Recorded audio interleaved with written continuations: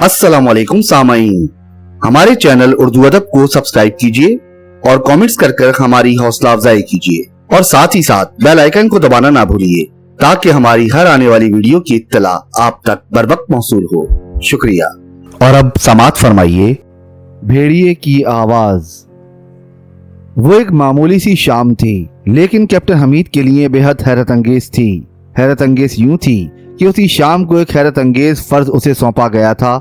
वैसे तो ये बात बजाय खुद हैरत अंगेज मालूम होगी कि हमीद, जिसका साबका ही हैरत अंगेजियों से रहता था, उसके लिए हैरत अंगेजी कोई मायने रखती हो, लेकिन ये मामला महज इसलिए उसकी नज़रों में खासी अहमियत रखता था कि मज़ेक़ा खेज था।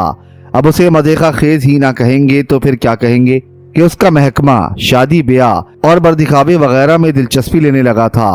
उसे किसी का ये शेर याद आ रहा था उस वक्त, खुफिया पुलिस खाना दिल में छुपी ना हो, तीरे नजर चलाएं जरा देखभाल कर। एक साहबजादे उसके हवाले किए गए थे और कहा गया था कि वो बरदिखावे में जा रहे हैं, उसे उनके रफीक की हैसियत से साथ जाना पड़ेगा।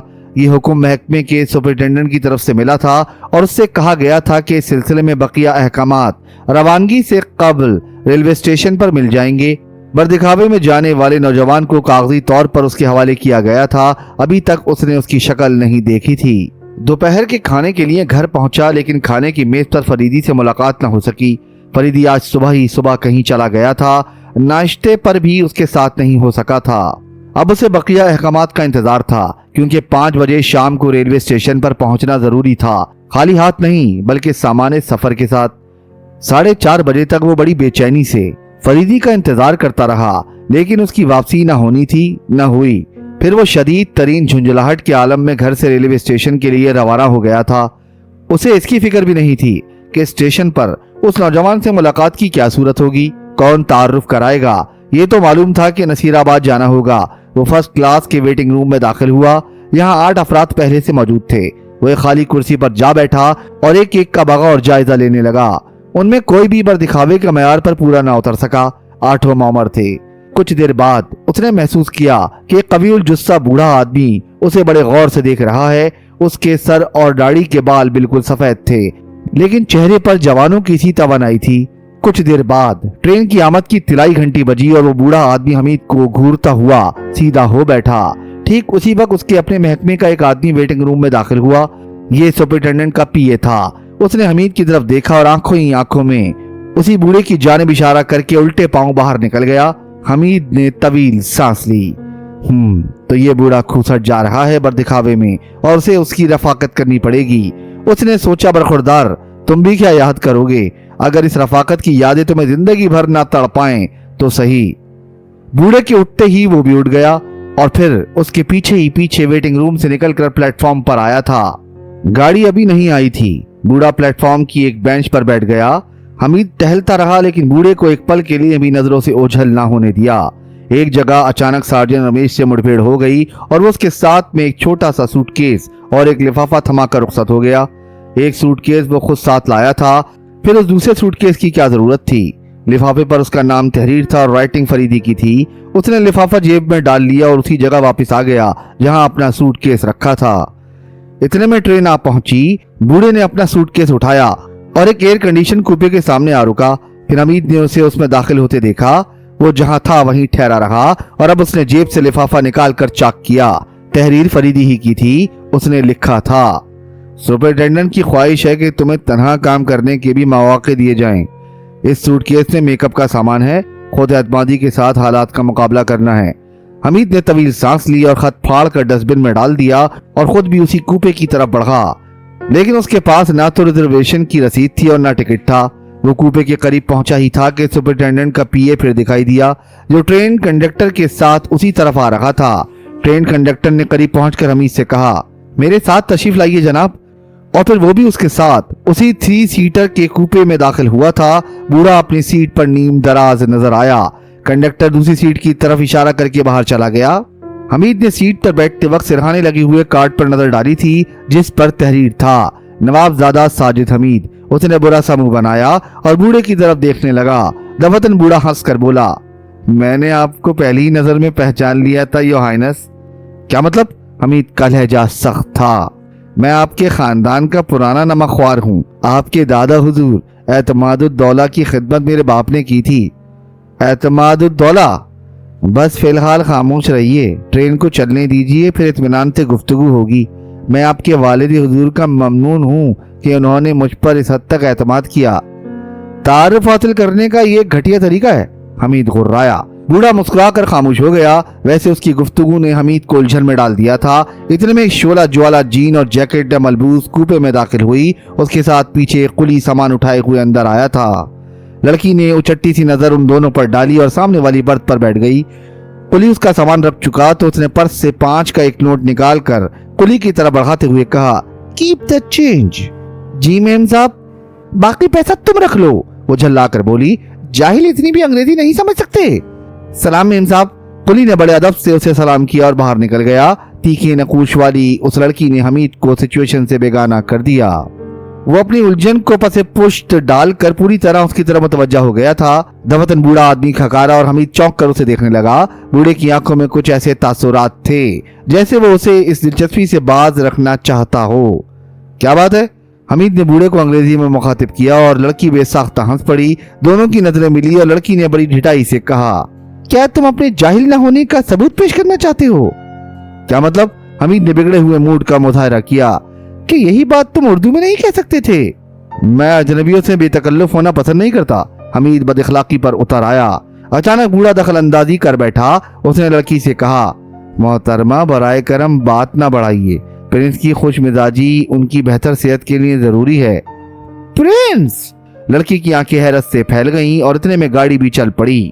لڑکی چند لمحے حمید کو عجیب نظروں سے دیکھتی رہی اور پھر اس طرح جھک جھک کر حمید کو دیکھنے لگی جیسے بوڑھے کے بیان کی تصدیق کے لیے کسی خاص علامت کی تلاش میں ہو. تمہارا دماغ تو نہیں چل گیا ہے؟ حمید بھنا کر اٹھتا ہوا بولا. نہیں شہزادے صاحب, تمہاری صحت کے لیے خوش مزاجی ضروری ہے. لڑکی ہنس پڑی. محترمہ محترمہ, بوڑھا آدمی مستربانہ انداز میں بولا. کیا محترمہ محترمہ کر رہے ہو؟ کھینچو زنجیر. حمید دھاڑا. ہم اس نامعقول ٹرین سے سفر نہیں کریں گے. ایسا بھی کیا شہزادے صاحب, یہ اکبر اعظم کا زمانہ نہیں ہے. لڑکی بدستور ہنستی رہی. خدا کے لیے محترمہ, بوڑھا گڑ گڑایا. کھینچو زنجیر اور اتار لے جاؤ اپنے شہزادے صاحب کو. میں اپنے آس پاس کسی نکچڑے آدمی کا وجود برداشت نہیں کر سکتی. آپ کیسی ناسمجھی کی باتیں کر رہی ہیں؟ بوڑھے نے کہا. مجھے تمہاری موجودگی پر اعتراض نہیں ہے. لڑکی نے مڑ کر نرم لہجے میں کہا. صرف اپنے شہزادے صاحب کو لگیج کریئر یا ڈاک کریئر میں بند کرا دو. ڈاک کریئر میں ایسی اعلیٰ نسل کی کتیا کہاں ملے گی؟ حمید بولا. تو تم یہی بھونکتے رہو گے؟ لڑکی نے بے بسی سے کہا اور اپنی برتھ پر جا بیٹھی. حمید سوچ رہا تھا سفر اچھا گزرے گا. اس نے تمباکو کی پاؤچ نکالی اور پائپ میں تمباکو بھرنے لگا. تم کوریڈور یا باتھ روم میں تمباکو نوشی کرو گے, یہاں نہیں. لڑکی پھر بول پڑی. بھونکتی رہو, میں عادی ہوں اس کا. میں ابھی تمہیں یہاں سے نکلوا دوں گی. میرے باپ ریلوے میں سب سے بڑے آفیسر ہیں. اوہ, تو کیا اس محکمے میں یتیم خانے بھی ہیں؟ پرنس خدا کے لیے آپ ہی خاموش رہیے. بوڑھا بولا. مناسب یہ ہوگا کہ تم ہم دونوں کو تنہا چھوڑ دو. بہت بہتر جناب, میں ڈائننگ کار میں جا رہا ہوں. بوڑھے نے برتھ سے اٹھتے ہوئے کہا. میں بھی چل رہی ہوں. تم چلی جاؤ گی تو پھر زنجیر کون کھینچے گا؟ حمید نے تنزیہ لہجے میں پوچھا. یہ بھی درست ہے. بوڑھے نے پرتفکر لہجے میں کہا. کیا درست ہے؟ لڑکی نے سوال کیا. آپ بھی چلی جائیں گی تو پرنس تنہا رہ جائیں گے. یہ بھی ان کی صحت کے لیے مضر ہے.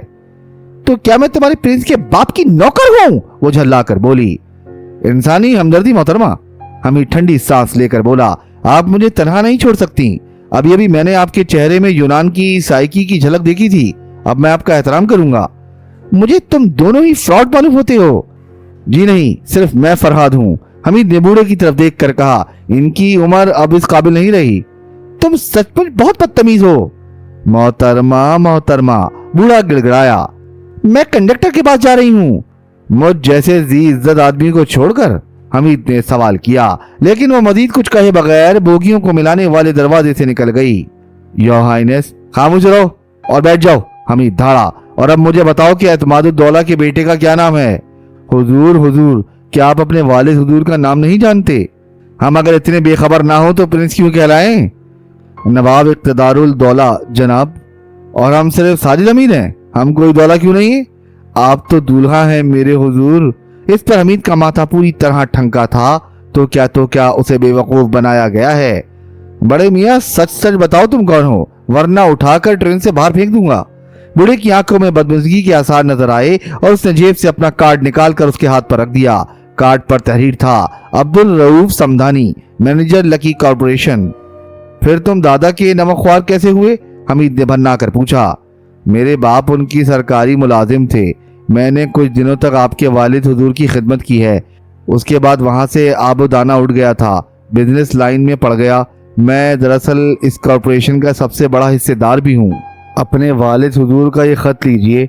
उसने जेब से एक खत निकाला और हमीद की तरफ बढ़ाता हुआ बोला, हम लोग बहुत ही खास मौके पर याद किए जाते हैं। हमीद ने लिफाफे से खत निकाला जिससे एक फोटोग्राफ फिसलता हुआ उसकी गोद में आ गिरा। ये खुद उसी का फोटोग्राफ था। खत में लिखा था, समदानी मियाँ, इस यकीन के साथ कि तुम्हें भी अपने बाप का अहद याद होगा, तुम्हें ये खत लिखा जा रहा है। हमारे अमन नामदार के हुजूर हमको तुम्हारे वालिद ले गए थे। तुम हमारे लख्ते जिगर को उसके चचा के पास ले जाओ। इफ्तिखारुद्दीन उसका नाम है, इसलिए तस्वीर भी भेजी जा रही है कि तुम उसे पहचान सको। फर्स्ट क्लास वेटिंग रूम में वो तुम्हें मिलेगा कल शाम 5 बजे। आखिर में ये दुआ है कि अल्लाह हमारे दरमियान इस रिवायत को ता क़यामत बरकरार रखे, आमीन। दुआ गो इक़्तिदारुल दौला। खत पढ़कर हमीद ने कहका लगाया और बोला, मेरे बाप का नाम चौधरी हमीद है कि इक़्तिदारुल दौला होने का शर्फ उन्हें कब हासिल हुआ? वल्लाह खुश मिजाजी आपके खानदान का तुर्रा इम्तियाज है। बूढ़ा समदानी हंस कर बोला, मेरा भी यही ख्याल है, लेकिन तुम लोगों की वफादारी का भी जवाब नहीं। यही इज्जत अफजाई हमारी जान निसारी का सबब रही है योर हाइनस। तो हम दूल्हा हैं? यकीनन योर हाइनस, लेकिन हमारे वालिद हुजूर ने तो हमें इसके मुतालिक कुछ भी नहीं बताया। यह ऐन रिवायत के मुताबिक है। उन्हें भी कुछ नहीं मालूम था। उनके साथ मेरे वालिद गए थे। गए होंगे, हमीद ने लापरवाही से शानों को जुम्बिश देकर कहा। मुनासिब यही है कि आप भी लाइल्म ही रहें। लाइल्मी मेरी जन्नत है। हमीद उसकी आंखों में देखता हुआ मुस्कुराया। चंद लम्हे खामोश रहा, फिर बोला, जाओ उस लड़की को तलाश करो। यह मुनासिब ना होगा प्रिंस, हमारी तबीयत से मुनासिबत रखती है ये बात। आप बर दिखावे के लिए जा रहे हैं, ये भी मलहूज खातिर रहे। जब एक लड़की हमें नापसंद कर सकती है तो दूसरी भी कर देगी। हम इस सिलसिले में जरा अपना इत्मीनान कर लेना चाहते हैं। आप मुझे उलझन में डाल रहे हैं जनाब अली। मिस्टर समदानी, आप समदानी कह सकते हैं, मिस्टर कहलवाने का शौक नहीं है मुझे। समदानी का लहजा किसी कदर ना खुशगवार था, लेकिन अंदाज खैर अंदेशाना ही था। इससे कोई फर्क नहीं पड़ता, मैं खुद जा रहा हूँ उसकी तलाश में, तुम यहीं बैठो। आपकी मर्जी। हमीद उठ गया। ख्वाहिश चाय की भी महसूस हो रही थी। डाइनिंग कार तक पहुंचने के लिए उसे 2 बोगियों से गुजरना पड़ा। सामने ही मेज पर लड़की नजर आई थी। वो बड़ी बेतकल्लुफी से कुर्सी खींचकर उसके मुकाबिल बैठ गया। ये क्या बदतमीजी है? वो भन्ना कर बोली। मेरा ख्याल है कि मैं अभी सिर्फ आकर बैठा हूँ, बदतमीजी में काफी देर लगेगी। Shut up! अंग्रेजी में बुरा नहीं मानता, अगर चुब्बे कहती तो लाजमन मेरा हाथ घूम जाता। आदमी हो या प्रिंस हूँ? शक्ल देखिए फ्रॉड कहीं के। कितनी बार कहोगी तुम उठ जाओ यहाँ से? लोग मुझे अहमक समझेंगे। तुम तो सूरत ही से अहमक मालूम होते हो। तब तो लोग मुझे तुम्हारा शौहर समझेंगे। हमीद खुश होकर बोला, बकवास मत करो। और लोग तुम्हें झगड़ालू समझेंगे तो मैं ही उठी जाती हूँ। बहुत ज्यादा बददिमाग बीवी समझकर लोग मुझसे हमदर्दी करेंगे। खुदा करे मर जाओ तुम। वो दांत पीस कर बोली, आइंदा किसी मर्द से छेड़छाड़ न करना। हमीद उठता हुआ बोला और दूसरी मेज पर जा बैठा। लड़की के चेहरे पर पल भर के लिए हैरत के आसार नजर आए थे और फिर इस तरह मादूम होकर रह गए थे जैसे उसमें किसी कोशिश को दखल रहा हो। हमीद ने वेटर को इशारे से बुलाया और आहिस्ता से बोला, इन साहिबा से पूछो क्या पियेंगी। मैं नहीं समझा जनाब। वेटर का लहजा किसी कदर ना खुशगवार था, लेकिन हमीद ने उसकी आंखों में देखते हुए मायने खेज मुस्कुराहट के साथ कहा, जन मुरीदी सफर में भी साथ नहीं छोड़ती। अभी अभी अचानक मुझसे खफा हो गई हैं। ओह मैं समझा जनाब, बहुत बेहतर। कहता हुआ वो लड़की की तरफ बढ़ गया। उसने बड़े अदब से झुककर लड़की से कुछ कहा था और लड़की का चेहरा गुस्से से सुर्ख हो गया था। फिर वो हमीद को घूरने लगी थी। इतनी सख्ती से दांत भींचे थे कि जबड़ों की वर्दीदें उभर आई थी। दफतन हमीद ने महसूस किया जैसे लड़की पर गशी तारी हो रही हो। कहर में डूबी हुई आंखें आहिस्ता आहिस्ता बंद होती जा रही थी और फिर सचमुच उसकी गर्दन कुर्सी की पुष्टगाह पर ढलक गई। वेटर भौंकलाकर हमीद की तरफ मुड़ा। कोई बात नहीं, फिक्र ना करो। हमीद उठता हुआ बोला, इन पर दौरे पड़ते हैं अक्सर। उसके करीब पहुंचकर पेशानी पर उंगली से टहूके दिए, लेकिन उसकी आंखें ना खुली। आखिर उसने उसे हाथों पर उठाया और वेटर से कहा कि उसका वैनिटी बैग उठा ले और उसके साथ कूपे तक चले। बूढ़े समदानी ने उन्हें इस हाल में देखा तो भौंकला कर खड़ा हो गया। हमीद ने उसे बर्थ पर लिटाते हुए रिजर्वेशन कार्ड पर नजर डाली, जिस पर खानजादी दुर्दाना तहरीर था। वेटर को 5 रुपए बतौर बख्शिश देते वक्त हमीद ने उसका शुक्रिया भी अदा किया और बूढ़े को आंख मारकर मुस्कुराया। वेटर के रुखसत होने पर समदानी ने भौंकलाए हुए लहजे में इस्तफसार हाल किया था। मेरा ख्याल है कि गुस्से की शिद्दत की बिना पर बेहोश हो गई है, हमीद ने पुरसकून लहजे में जवाब दिया। लेकिन जनाब, तुम फिक्र ना करो, खुद ही होश में आ जाएगी। लेकिन तुम जरा इस पर नजर रखना कि जंजीर ना खींचने पाए। आपने बड़ी दुश्वारी में मुब्तला कर दिया है जनाब। तुम कैसे साथी हो? हमेशा इज्जत की जिंदगी बसर की है मैंने, मुझ पर रहम फरमाइए। अचानक खानजादी दुर्दाना उठ बैठी और उसके हलक से अजीब किस्म की आवाजें निकलने लगी, लेकिन उसकी आंखें अब भी बंद थी। बिल्कुल ऐसा मालूम हो रहा है, बूढ़ा समदानी कपकपाती आवाज में बोला, जैसे कोई भेड़िया गुर्रा रहा हो। लड़की का चेहरा सुर्ख हो गया था, आंखों पे दरिंदगी थी और चमकदार दांत सचमुच किसी भेड़िए ही के दांतों से मुशाबा नजर आने लगे थे। हमीद ने जल्दी से अपना सूटकेस खोला, 410 बोर की 2 नाली बंदूक निकाली और लड़की का निशाना लेकर एक गोशे में खड़ा हो गया। ये आप क्या कर रहे हैं जनाबे आली? बूढ़ा समदानी बुरी तरह कांप रहा था। खामोश रहो, जैसे ही ये तुम पर हमला करेगी मैं फायर कर दूंगा। फिर अचानक लड़की पर हंसी का दौरा पड़ गया और हमीद ने समदानी को आंख मारकर कहा, देखा तुमने? लड़की ने बर्थ से छलांग लगाई और हमीद के करीब पहुंचकर बोली, हाय कितनी नन्ही मुन्नी सी बंदूक है, जरा मुझे दिखाओ। लो जरूर देखो। उसने उसके हाथ से बंदूक झपटी और फिर भेड़िए ही की तरह उर्राती हुई पीछे हटने लगी। उसने हमीद के दिल का निशाना ले रखा था। वो तो पहले ही घायल है, यहाँ का निशाना लो। हमीद ने अपनी खोपड़ी की तरफ इशारा करके कहा। लड़की के तेवर से मालूम होता था कि वो उन्हें कवर किए हुए जंजीर तक पहुंचना चाहती है। इधर देखिए जनाब, समदानी हकलाया। मैं देख रहा हूँ, हमीद हंस कर बोला, बंदूक खाली है लिहाजा। दूसरे ही लम्हे में उसने न सिर्फ उसके हाथ से बंदूक छीन ली थी, बल्कि उसे उसकी बर्थ पर झटक दिया था।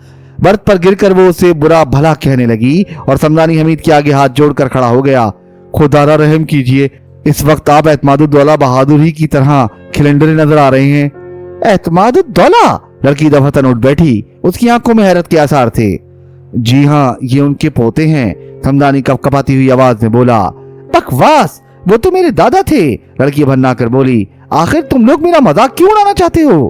आप खानजादी हैं, एतमादुद्दौला की औलाद नवाबजादा कहलाते हैं, समदानी जुज़बुज़ होकर बोला।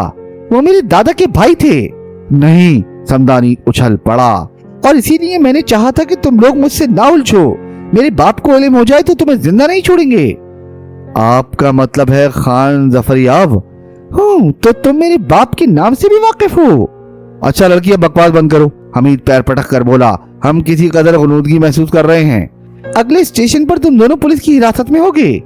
अगर आप खान जफरयाब की साहबजादी हैं तो, समदानी कुछ कहते कहते रुक गया। अब क्या कहना चाहते हो? मैं ये अर्ज करना चाहता हूँ कि अगर आप खान जफरयाब की बेटी और खान दौरा की पोती हैं तो आपको इसका भी इल्म होगा कि दोनों सिलसिलों के दरमियान ताल्लुकात की क्या नौयत है। मैं पूछती हूँ, तुम कहना क्या चाहते हो? ये खान दौरा की बड़ी बेटी के बेटे हैं। समदानी ने हमीद की तरफ हाथ उठाकर कहा। अगर ये सच है तो? वो हमीद को खूंखार नजरों से घूरती हुई खामोश हो गई। क्या मैं पूछ सकता हूँ कि आप दारुल हुकूमत में क्यों तशरीफ लाई थी? समदानी ने पूछा। इसी खतरे के इम्कान का जायजा लेने के लिए। इसे आप खतरा समझती हैं? फूफी अम्मा बुज़दिल थी। ऐसा ना कहिए।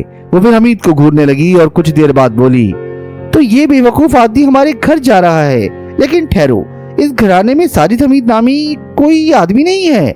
बुज़दिल माँ का बुज़दिल बेटा, वो नफरत का इजहार करती हुई बोली।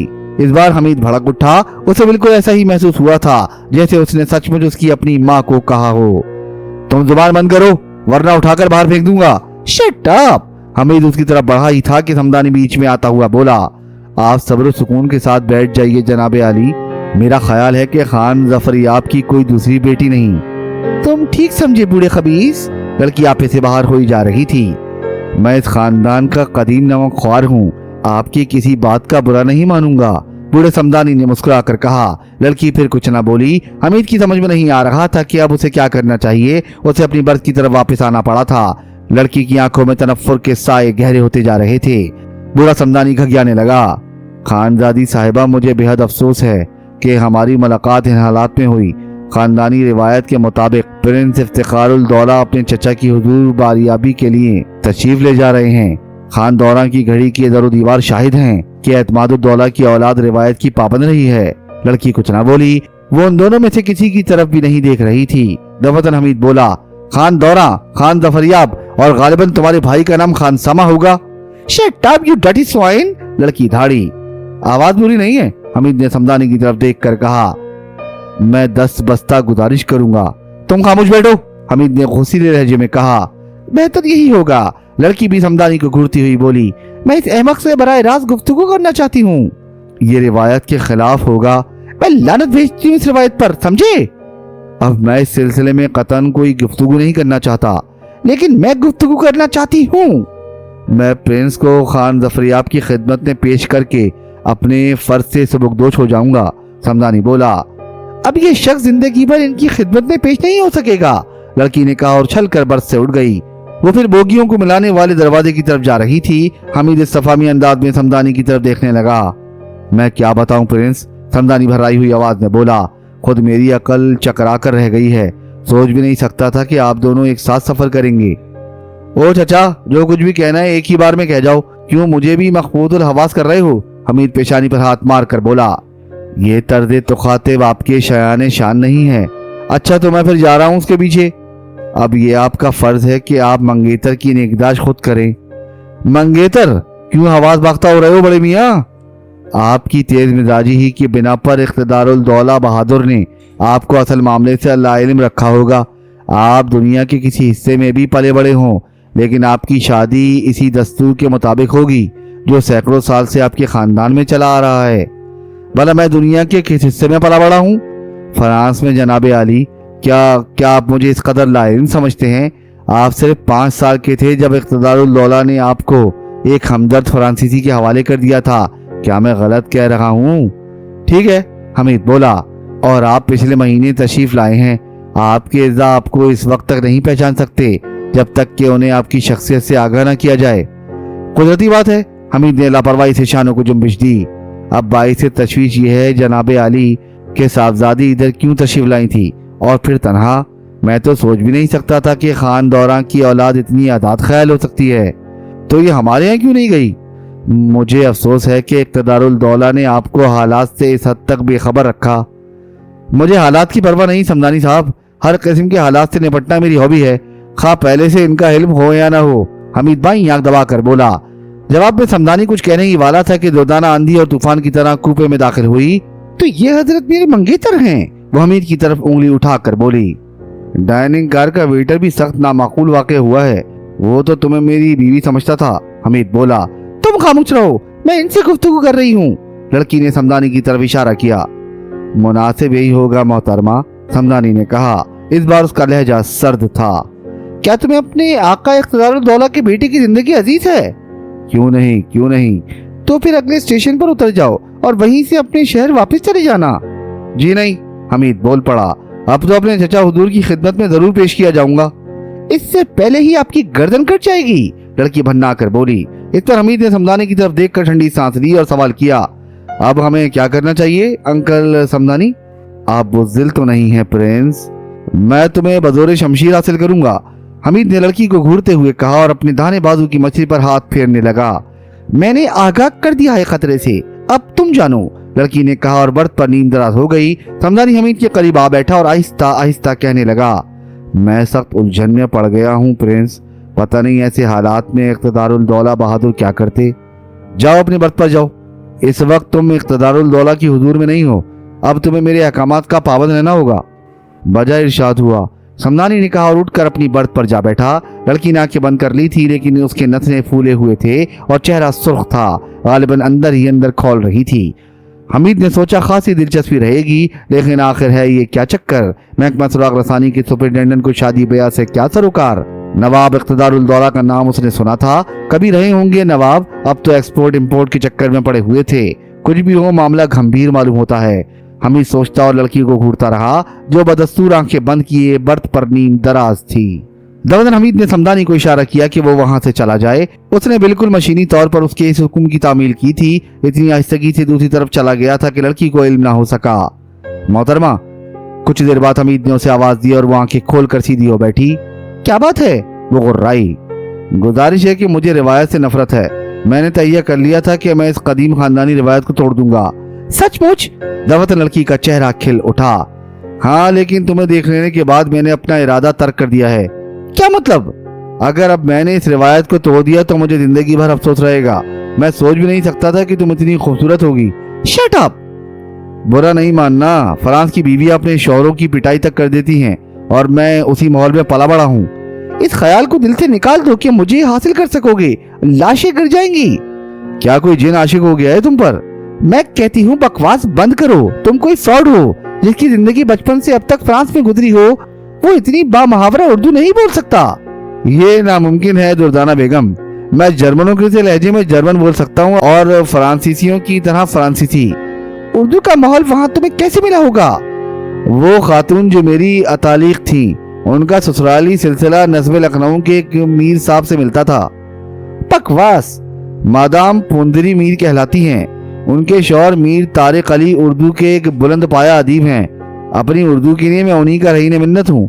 मादाम पुंदरी मीर अक्सर कहा करती हैं कि शौहर की वजह से उनकी मादरी जुबान चौपट हो गई है और वो फ्रांसीसी बोलते वक्त नोज उई अल्लाह और हाय में मर गई वगैरह कहने लगी हैं। लड़की के चेहरे पर मुस्कुराहट की हल्की सी लहर नजर आई थी, जिसका गला उसने फौरी तौर पर घोंट दिया। कुछ देर खामोश रहकर उसने कहा, मैं तुम्हें फिर समझाती हूँ कि हमारी घड़ी में कदम भी न रखना।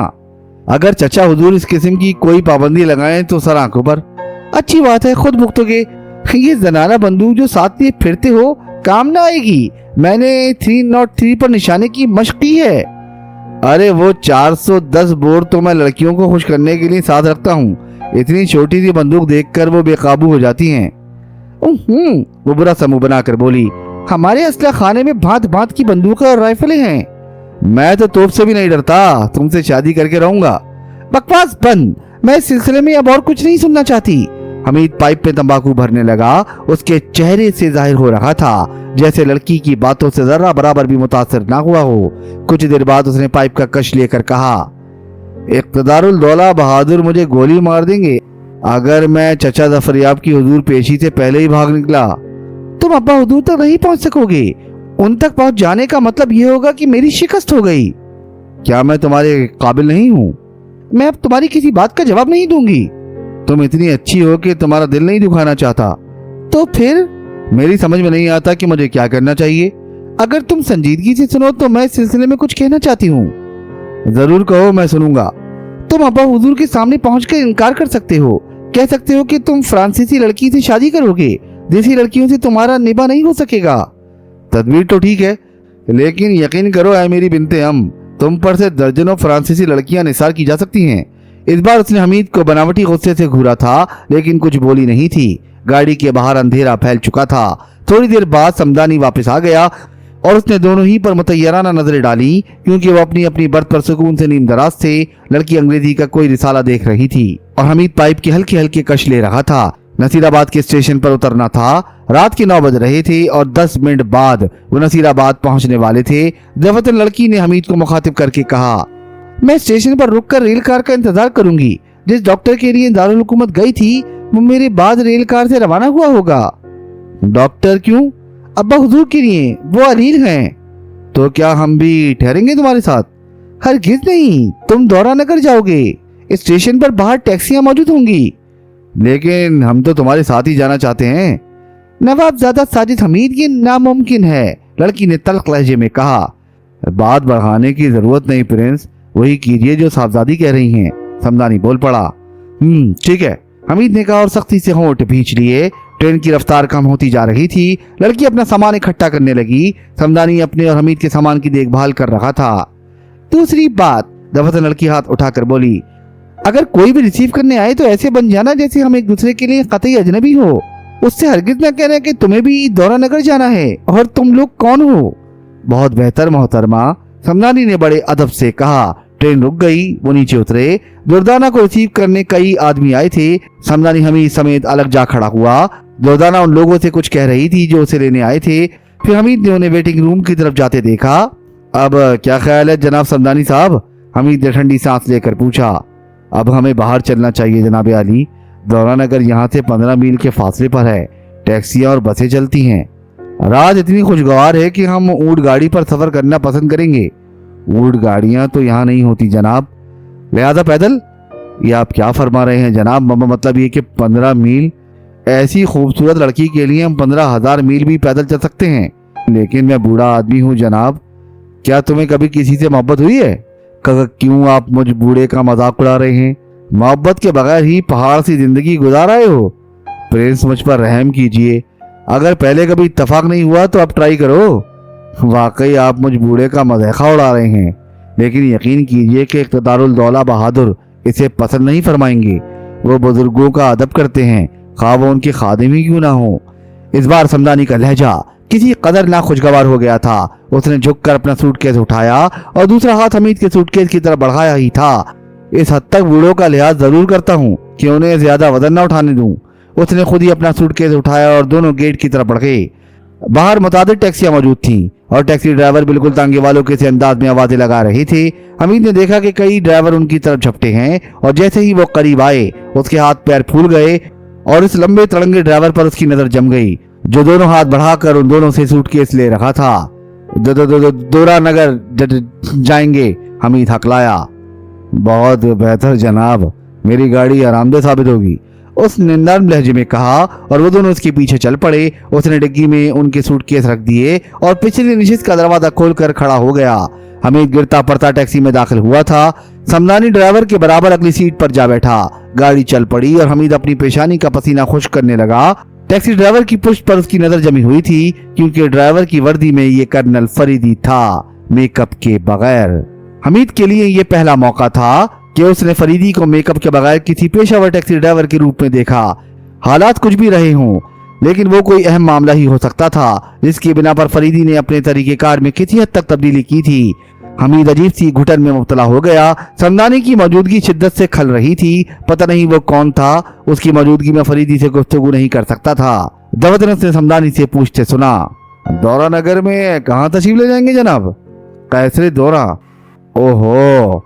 इसके बाद उसने फिर कुछ नहीं पूछा था। कैसरे दौरा एक किला नुमा इमारत साबित हुई, जिसकी अजीम आलिशान फाटक पर 2 मुसल्लह संतरी पहरा दे रहे थे। जैसे ही टैक्सी फाटक के करीब पहुंची, एक संतरी राइफल सीधी करके उसकी तरफ मुड़ा। टैक्सी इससे पहले ही रुक चुकी थी। संतरी करीब आया। कौन? उसने भारी आवाज से पूछा। हम खान के मेहमान हैं, समदानी ने जवाब दिया। डॉक्टर? नहीं, मेहमान। हमें किसी मेहमान से मुतालिक इत्तला नहीं दी गई। खान अलील हैं, हम उनकी अयादत को आए हैं। जरा ठहरिए, संतरी ने कहा और फाटक की तरफ मुड़ गया। फिर वो अपने साथी से कुछ कहता हुआ अंदर चला गया था। समदानी ठंडी सांस लेकर बोला, समझ में नहीं आता ये इंतजाम। कैसा इंतजाम? हमीद ने पूछा। खान जफर याब की ड्योड़ी में लफ्ज मेहमान खास अहमियत रखता था। मुलाजमीन बहस नहीं करते थे, मेहमान को खामोशी से मेहमान खाने तक पहुंचा दिया जाता था। किस सदी की बात कर रहे हैं जनाब? हमीद ने तंजिया लहजे में पूछा। 15-20 साल पहले की बात है जनाब। तब कोई जवान लड़की घर में ना रही होगी, कम से कम फ्रांस में तो ऐसा नहीं होता। मुझे तो अब इजाजत दे जनाब, फरीदी ने समदानी से कहा। टैक्सी अंदर नहीं जा सकेगी, उनकी अपनी गाड़ी आपको यहाँ से ले जाएगी। मियाँ ऐसी भी क्या जल्दी? समदानी बोला। कम से कम अंदर से जवाब तो आने दो। साहब मैं माफी चाहता हूँ, कई बार पहरेदारों से तकरार हो चुकी है। अच्छी बात है भाई, हमीद ठंडी सांस लेकर बोला और जेब से पर्स निकालकर मीटर रीडिंग की और किराया फरीदी के हाथ पर रख दिया। डिग्गी से उनका सूटकेस निकालते वक्त फरीदी ने एक छोटा सा पैकेट हमीद के हाथ में थमा दिया। हमीद ने चुपचाप उसे जेब में डाल लिया। कुछ देर बाद वो दोनों अपने सूटकेस उठाए फाटक के सामने खड़े थे और टैक्सी जा चुकी थी। अब मुझे शिद्दत से भूख लग रही है जनाब समदानी साहब, हमीद बड़बड़ाया। मैं तसव्वुर भी नहीं कर सकता था कि यहाँ ऐसे हालात से 2-4 होना पड़ेगा प्रिंस। क्या हालात दगरगू हैं? खुदा जाने, मेरी समझ में तो कुछ भी नहीं आ रहा। दवतन वो संतरी आता दिखाई दिया जो अंदर गया था। उसके साथ एक आदमी और भी था। संतरी फाटक पर ही रुक गया और दूसरा आदमी जचे तुले कदम उठाता हुआ उनकी तरफ बढ़ता चला आया। कहिए जनाब, उसने सवाल किया। हम खान की अयादत को आए हैं और हमें इक़्तिदारुल दौला बहादुर ने भेजा है। ओह, वो आदमी गालिबन पसे पेश में पड़ गया था। کسی قدر ہچکچاہٹ کے ساتھ اس نے کہا، آپ کو تھوڑا انتظار کرنا پڑے گا، میں ابھی حاضر ہوا۔ وہ تیزی سے مڑا اور پھاٹک سے گزر کر نظروں سے اوجھل ہو گیا۔ لا حول ولا قوت، حمید بھنا کر بولا، کم از کم فرانس میں تو ایسا نہیں ہوتا۔ یہاں بھی نہیں ہوتا تھا جناب۔ تو پھر کیا یہ ہمارے قدموں کی برکت ہے؟ حمید نے طنزیہ ہنسی کے ساتھ کہا۔ قطعی بے دست و پا ہوں جناب، بے سروپا باتیں نہ کرو۔ یہ بتاؤ کہ میں کون سا دولہ ہوں؟ ابھی آپ صرف افتخار الدین ہیں، اقتدار الدولہ بہادر کے بعد آپ افتخار الدولہ کہلائیں گے۔ مزید لا حول ولا قوت، اب آپ تو جینا جلائیے۔ خبردار جو ایسی باتیں کی، تم ہی تو مجھے یہاں لائے ہو۔ جناب خدا را مجھے مزید پریشان نہ کیجیے، لیکن میری بھوک، کسی بیوہ ماں کی طرح جھنجھلا کر اس وقت یہی کہہ سکتا ہوں کہ مجھے کھا لیجیے۔ حمید کو ہنسی آ گئی اور سمدانی تقدیر کا شکوہ کرنے لگا۔ اتنے میں ایک چھوٹی سی کار اندر سے آتی دکھائی دی۔ وہ ان کے قریب پہنچ کر رک گئے۔ ایک خونخوار شکل کا آدمی اسے ڈرائیو کر رہا تھا۔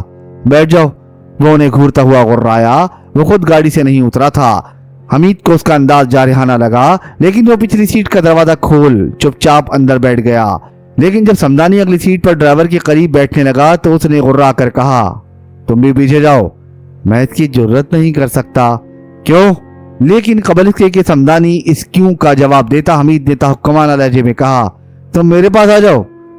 بہت بہتر جناب۔ سمدانی اکلاتا ہوا پچھلی سیٹ پر آ بیٹھا۔ گاڑی فراٹے بڑھتی ہوئی پھاٹک سے گزرتی چلی گئی۔ واقعی حمید کو ایسا معلوم ہوا جیسے کسی قلعے میں داخل ہوا ہو۔ چاروں طرف عمارتوں اور باغات کے سلسلے بکھرے ہوئے تھے۔ گاڑی جس سڑک پر جا رہی تھی بہت سلیقے سے بنائی گئی تھی، ایسا لگتا تھا جیسے پانی پر تیر رہی ہو۔ جلد ہی سفر کا خاتمہ ہوا۔ گاڑی ایک چھوٹی سی خوبصورت عمارت کے سامنے رک گئی تھی۔ ڈرائیور نے عمارت کی جانب ہاتھ اٹھا کر کہا، مہمان خانہ۔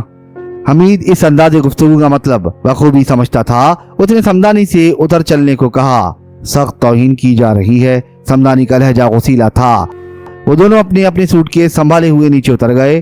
ٹھہرو، ڈرائیور گرایا، یہ کارڈ لیتے جاؤ۔ سمدانی نے مڑ کر کارڈ اس کے ہاتھ سے جھپٹ لیا تھا۔ پھر حمید نے اس سے لے کر دیکھا، جلی حروف میں اس پر تحریر تھا، مہمان دعا گوئے دولت و اقبال۔ حد ہو گئی، سمدانی پیر پٹک کر بولا۔ گاڑی تیزی سے آگے بڑھ گئی تھی۔ حمید نے سمدانی کے شانے پر ہاتھ رکھ کر کہا، دماغ ٹھنڈا رکھو۔ اس کے بعد وہ عمارت کی طرف بڑھ گئے تھے۔ صدر دروازے پر انہیں روک کر کارڈ دیکھا گیا۔ سمدانی کا چہرہ سرخ ہو گیا تھا اور ہاتھ کانپ رہے تھے۔ کارڈ دیکھنے والے نے انہیں اندر پہنچایا۔ کمرہ بہت سلیقے سے سجایا گیا تھا۔ یہاں 2 بستر تھے۔ آپ دونوں کو اسی کمرے میں قیام کرنا پڑے گا، کیونکہ دوسرے کمرے پہلے سے گھرے ہوئے ہیں، ہمراہی نے ان سے کہا۔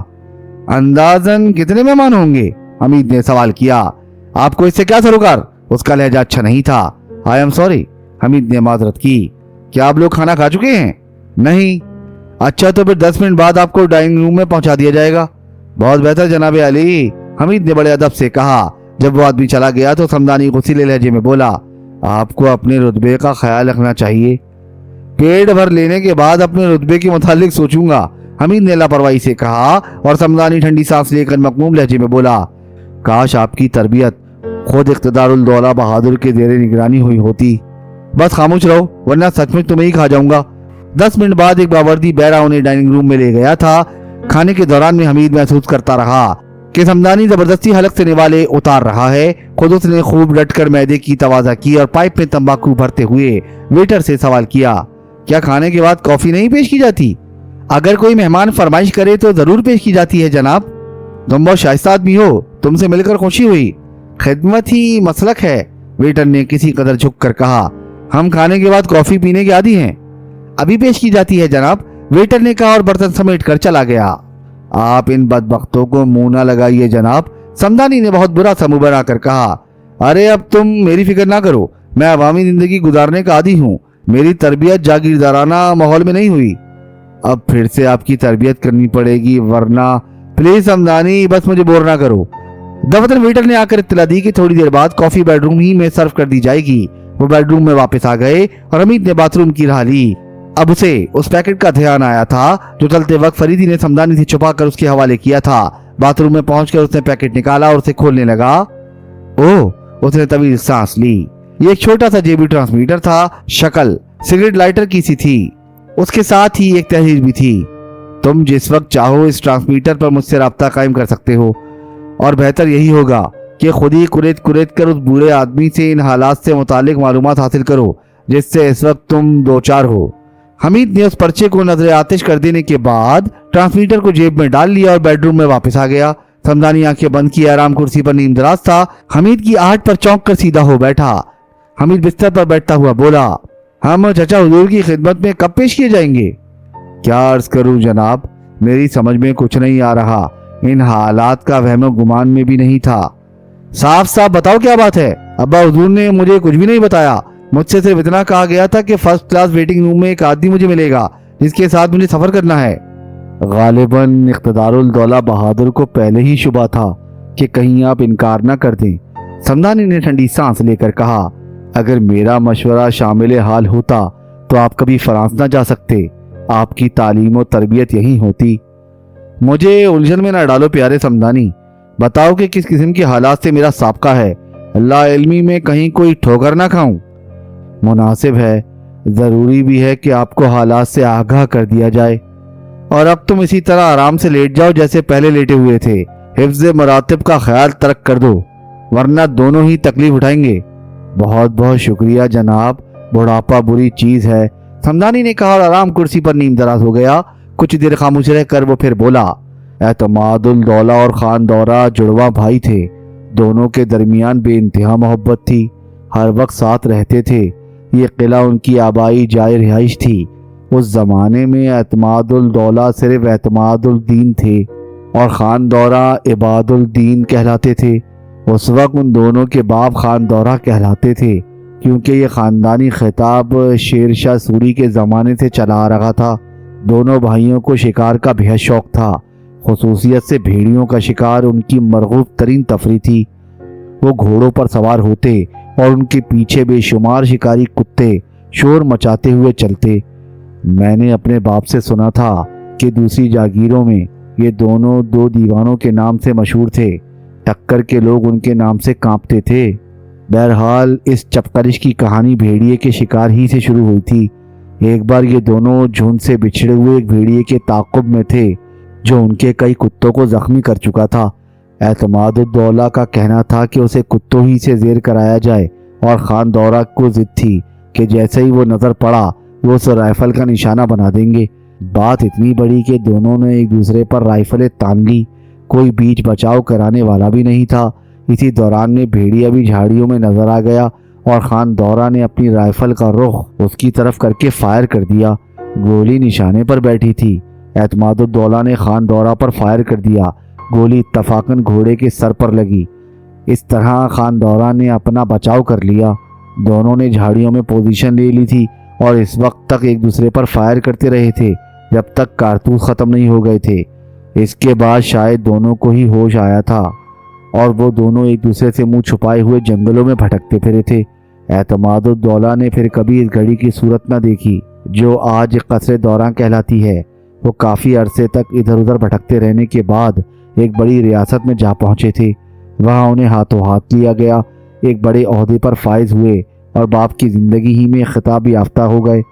اعتماد الدولہ کہلائے۔ یہ اس ریاست کا سب سے بڑا اعزاز تھا اور صرف شاہی خاندان کے افراد ہی تک محدود تھا۔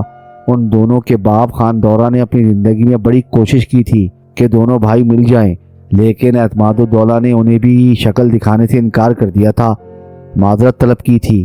خان دورہ یعنی ان کے باپ نے ان کی اس خواہش کا احترام کرتے ہوئے اپنے اس مطالبے کو دہرانا چھوڑ دیا تھا، لیکن ساتھ ہی یہ شرط لگائی تھی کہ خواہ دونوں بھائی زندگی بھر ایک دوسرے کی شکل نہ دیکھیں، لیکن وہ اپنے بچوں کی شادیاں آپس ہی میں کریں گے۔ باہر اسی صورت میں کر سکیں گے جب دونوں بھائیوں کی اولاد میں جوڑ نہ ملے، لہذا تمہارے والد اقتدار الدولہ کی شادی تمہارے چچا جو باپ کے مرنے کے بعد خان دورہ کہلائے تھے ان کی بیٹی سے ہوئی۔ تمہارے دادا کی کوئی اولاد نہیں تھی، اس لیے خان ظفریاب کی شادی خاندان سے باہر ہوئی تھی۔ اب یہ بھی عجیب اتفاق ہے کہ تم اپنے باپ کی واحد اولاد ہو اور خان ظفریاب کی بھی صرف ایک ہی بیٹی ہے۔ سمدانی خاموش ہو گیا اور حمید پائپ میں تمباکو بھرنے لگا۔ اتنے میں کسی نے باہر سے دروازے پر دستک دی۔ آ جاؤ، حمید نے بلند آواز میں کہا اور ویٹر دروازہ کھول کر اندر داخل ہوا۔ جب وہ کافی کی ٹرے رکھ کر واپس جانے لگا تو حمید نے اسے 10 کا ایک نوٹ دیتے ہوئے کہا، تم بہت سلیقہ آدمی ہو۔ شکریہ جناب، उसने नोट वसूल करके हमीद को ताज़ीम दी और बाहर चला गया। और अब समदानी भराई हुई आवाज़ में बोला, मैं इसीलिए तुम्हें यहाँ लाया हूँ कि तुम्हारी शादी जफर याब की बेटी से हो सके। मुझे माफ़ करना, मैं तुम्हें तुम कहकर मुखातिब कर रहा हूँ। कोई बात नहीं, मैं पहले ही कह चुका हूँ कि जागीरदाराना निज़ाम वाली तहजीब को तय कर रखो, मुझे इससे कोई दिलचस्पी नहीं। लेकिन क्या तुम इस बदतमीज लड़की से निभा कर सकोगे? बदतमीजों को बदतमीज बनाना मेरी हॉबी है। ठहरो, तुम्हें तकलीफ करने की जरूरत नहीं, मैं खुद तुम्हारे लिए कॉफी बनाऊंगा। बहुत बहुत शुक्रिया, मैं बहुत थक गया हूँ प्रिंस, और यहाँ के लोगों के एतवार ने मेरे आसाब पर बहुत बुरा असर डाला है। फिक्र ना करो, हर तकलीफ का अजाला हो जाएगा, हमीद ने कहा और उठकर कॉफी बनाने लगा। समदानी ने थोड़ी देर खामोश रहने के बाद कहा, काश मैं किसी जरिए से इख्तिदारुल दौला बहादुर को यहाँ के हालात से आगाह कर सकता। मैं नहीं चाहता कि मुझ पर किसी किस्म का इल्जाम आए। मैं कहता हूँ हर अंदेशे को अपने जहन से झटक दो, पूरे हालात का इल्म हो जाने के बाद सब कुछ मुझे करना है। तो फिर मैं बरीउल जिम्मा। कतई, हमीद ने कॉफी का कप उसकी तरफ बढ़ाते हुए कहा, तुम कॉफी पीकर सोने की कोशिश करो। इसके बाद फिर किसी किस्म की गुफ्तगू नहीं हुई थी और कॉफी खत्म करके समदानी बिस्तर पर जा लेटा था। करीबन 10 मिनट बाद हमीद ने उसके खर्राटे सुने। वो फरीदी से राब्ता कायम करने के लिए बेचैन था। अच्छी तरह इत्मीनान कर लेने के बाद कि समदानी बेखबर सो रहा है, वो फिर बाथरूम में दाखिल हुआ और अकबी खिड़की खोलकर ऐसी पोजीशन में आ गया कि बाहर से देखा ना जा सके। फिर जेब से ट्रांसमीटर निकाल कर उसका स्विच ऑन किया और हल्की आवाज में फरीदी को पुकारने लगा, hello hardstone, hardstone. It is hardstone. मैंने बूढ़े से जरूरी मालूमात हासिल कर ली हैं। उसके बयान के मुताबिक हमारे साथ यहाँ सर्द महरी का बर्ताव हुआ है। उस मेहमान खाने में हमें जगह मिली है जहाँ दौलत व इकबाल के दुआगो ठहराए जाते हैं। ओवर। सब्र से काम लो, तुम्हारे लिए दिलचस्पियां होंगी। ओवर। इसके बाद हमीद ने उसे बताया कि किस तरह इत्तफाकन लड़की से ट्रेन ही में मुलाकात हो गई थी। अच्छी अलामत है। दूसरी तरफ से आवाज आई, वैसे वो अभी तक रेलवे स्टेशन ही पर रेल कार की मुंतजिर है। अगर तुम इसी वक्त खान तक पहुंचना चाहते हो तो बाहर निकलो और मेहमान खाने से बाएं जानिब चल पड़ो। करीबन 200 कदम के फासले पर दाहिनी जानिब एक और रास्ता मिलेगा जिसका इख्तिताम एक छोटे से पार्क पर हुआ है। पार्क के फाटक पर जो आदमी मिले उससे इतना कह देना कि तुम मेहमान हो, वो तुम्हारे लिए कोई तदबीर कर देगा। जरा ठहरो। हाँ, तुम आधे घंटे बाद वहां से रवाना हो सकते हो। ओवर। क्या मेरा होने वाला खुसर बहुत ज्यादा बीमार है? ओवर। खफकान का मरीज है, वो लोग उसे बाहर नहीं निकलने देते। तुम अगर किसी तरह उस तक पहुंच सको तो बेहतर है। Over and all. दूसरी तरफ से आवाज आनी बंद हो गई और हमीद ने तवील सांस लेकर स्विच ऑफ कर दिया। कमरे में वापस आकर उसने लिबास तब्दील किया और ठीक आधे घंटे बाद मेहमान खाने से निकल ही रहा था कि दरबान ने उसे टोका। पेट में कुछ गिरानी सी महसूस कर रहा हूँ, इसलिए कुछ देर टहलने का इरादा है। हमीद बोला, क्या आपके पास रात को बाहर निकलने का इजाजतनामा है? है तो भाई, लेकिन मेरे साथी के पास है और वो बेखबर सो रहा है। तब तो मुझे अफसोस है जनाब। बड़ी अजीब बात है, मेहमान पर इस किस्म की पाबंदी आज तक ना देखी ना सुनी। आप बराए करम अंदर तशरीफ ले जाइए, दरबार ने सख्त लहजे में कहा। सूरज से अच्छा आदमी नहीं मालूम होता था। अच्छा मेरे मेहरबान दोस्त। हमीद ने ठंडी सांस ली और वापसी के लिए मुड़ गया। कमरे में पहुंचकर 10 मिनट बाद ट्रांसमीटर पर फरीदी से राब्ता कायम करना चाहा, लेकिन दूसरी तरफ से कोई जवाब ना मिला। आखिर थक हार कर उसने लिबास तब्दील किया और सोने के लिए लेट गया था। दिन भर की थकन गुनूदगी की गोद में जा लेटी, लेकिन नींद के गलबे से कबल ही किसी ने बाहर से दरवाजे पर दस्तक दी। वो उठ बैठा और आंखें फाड़ फाड़ कर दरवाजे को घूरता रहा। फिर ऊंची आवाज में पूछा, कौन है? जवाब में गुर्राहट सुनाई दी। यकीनन वो किसी खूंखार भेड़िए की गुर्राहट थी। गुर्राहटी के साथ लोगों की चीखें भी सुनाई देने लगी। शोर इतना बढ़ा कि समदानी की नींद भी उचट गई। हमीद को निहायत आराम से आराम कुर्सी पर नींद दराज देखकर बोला, आपने शायद ये भी मालूम करने की जहमत गवारा नहीं की कि मामला क्या है? कुछ भी हो, हमारे आराम में खलल पड़ा है। हम इन नालायकों को हरगिज माफ ना कर सकेंगे। मैं गुजारिश कर रहा हूँ कि बाहर निकल कर देखिए तो क्या मामला है। आप खुद ही तकलीफ फरमाइए, हमीद ने जहरीले लहजे में कहा। अल्लाह मेरे बुढ़ापे पर रहम करे। हमीद ने सूटकेस से 410 बोर की 2 नाली बंदूक निकाली और कारतूसों की पेटी गले में डालकर दरवाजे की तरफ बढ़ा ही था कि फिर किसी ने दरवाजा पीटा। अब न भेड़िए की गुर्राहट सुनाई दी थी और न कोई चीख। कौन है? हमीद ने दरवाजे के करीब पहुंचकर ऊंची आवाज में पूछा। दरवाजा खोलिए जनाब। बाहर से सहमी हुई सी आवाज आई। ये उसी शरीफ उल नफ्स वेटर की आवाज थी जिसे हमीद ने 10 रुपए टिप दिए थे। उसने जल्दी से बंदूक स्लीपिंग पजामे में उड़स कर ऊपर से कमीज छोड़ दी और कारतूसों की पेटी पलंग के नीचे डालकर दरवाजा खोला। वेटर बौखलाए हुए अंदाज में अंदर दाखिल हुआ और खुद ही इस तरह दरवाजा बंद करने लगा जैसे मलकुल मौत ताक़ुब में हो। फिर मुड़कर हकलाया, आप लोग बखैरियत हैं ना? बैठ जाओ। हमीद ने उसका बाजू पकड़कर आराम कुर्सी पर बैठाते हुए कहा, तुम बहुत ज्यादा परेशान मालूम होते हो, जरा दम ले लो। वेटर बुरी तरह हाँफ रहा था। हमीद खड़ा रहा, बंदूक की वजह से बैठ नहीं सकता था। क्या किस्सा था? समदानी ने वेटर को मुखातिब किया। खामोश रहो, इसे दम लेने दो। हमीद हाथ उठाकर बोला। 2-3 मिनट तक गहरी खामोशी रही। फिर वेटर भर्राई हुई आवाज में बोला, इस मेहमान खाने पर पहली बार उसका हमला हुआ था। मेरे खुदा कितना भयानक था। मैंने जिंदगी में पहली बार भेड़िया देखा। भेड़िया? हमीद के लहजे में हैरत थी। जनाब अली, क्या आपने आवाज नहीं सुनी थी? मैं समझा था शायद कोई लड़की है। लड़की? वेटर की खौफजदगी हैरत में तब्दील हो गई। हाँ हाँ, हमारी तरफ लड़कियां इस तरह गुर्राती हैं। आप कहाँ से तशरीफ लाए हैं जनाब? पहाड़ों के देश से, जहाँ की लड़कियां भेड़ियों से भी ज्यादा खतरनाक होती हैं। वो भेड़िया ही था जनाब, मनूस भेड़िया, जो 100 साल से इस खानदान पर मुसल्लत है। क्या मतलब? लेकिन वेटर हमीद के सवाल का जवाब देने के बजाय खुद कलामी में मुब्तला नजर आया। लेकिन उसने मेहमान खाने का रुख क्यों किया? वो तो सिर्फ महल सरा में देखा जाता था। मेरे दोस्त, तुम मुझे उलझन में मुब्तला कर रहे हो। जी? वेटर चौंक पड़ा। परदेसियों से अधूरी बातें नहीं की जाती। साहब, एक लंबी कहानी है। कुछ भी हो, मैं जरूर सुनूंगा। और फिर वेटर ने एतमादुद्दौला और खान दौरा की कहानी शुरू कर दी। हमीद पाइप के हल्के हल्के कश लेता रहा। वह भी उसी जगह खड़ा था। वो कहानी खत्म कर चुका तो समदानी ने कहा, मैंने पहले तो कभी ये नहीं सुना था कि कैसरे दौरा में कोई भेड़िया दिखाई दिया हो। पिछले साल तक ये बात ढकी छुपी रही थी जनाब, लेकिन जब महल के बाहर का एक आदमी उसका शिकार हुआ तो सबको मालूम हो गया। तो तुम्हारा यही ख्याल है कि ये वही भेड़िया है जिसे खान दौरा ने गोली मारी थी? हमीद ने पूछा। सिर्फ मेरा नहीं, सबका यही ख्याल है जनाब। वैसे महल सरा वाले इसकी तरदीद ही करते रहते हैं। खैर होगा। ये बताओ, भेड़िए ने किसी को जख्मी तो नहीं किया? बस बावर्ची बाल बाल बच गया। वो बावर्ची खाने की खिड़की में से अंदर दाखिल हुआ था और उधर ही से भाग भी गया। चलो मैं देखूंगा। नहीं जनाब, मुझे यहीं रहने दीजिए जब तक महल सरा से कोई यहाँ ना पहुंच जाए। फोन किया गया है। ओहो, क्या यहाँ फोन भी मौजूद है? इस छोटे से किले में क्या नहीं है जनाब। खान ने इसे एक छोटा सा शहर बना दिया है। हमीद ने फिर कोई सवाल न किया। उन्हें वहीं छोड़कर बाथरूम में दाखिल हुआ और बंदूक कॉस्मेटिक की अलमारी में छुपा दी। रात के 2 बजे थे। उसने सोचा जरूरी नहीं कि इस वक्त भी ट्रांसमीटर के जरिए फरीदी से राब्ता कायम किया जा सके। वो फिर कमरे में वापस आ गया और अब इसकी फिक्र में था कि वेटर की नजर बचाकर किसी तरह कारतूसों की पेटी भी मसेरी के नीचे से निकाल ले। दफतरन किसी पुलिस कार की सायरन की आवाज सुनाई दी। क्या यहाँ पुलिस भी है? समदानी ने वेटर से पूछा।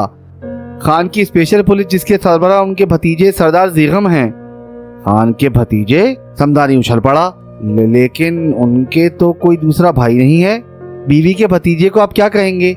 जनाब, सरदार जीगम खुद ही तशरीफ लाए होंगे।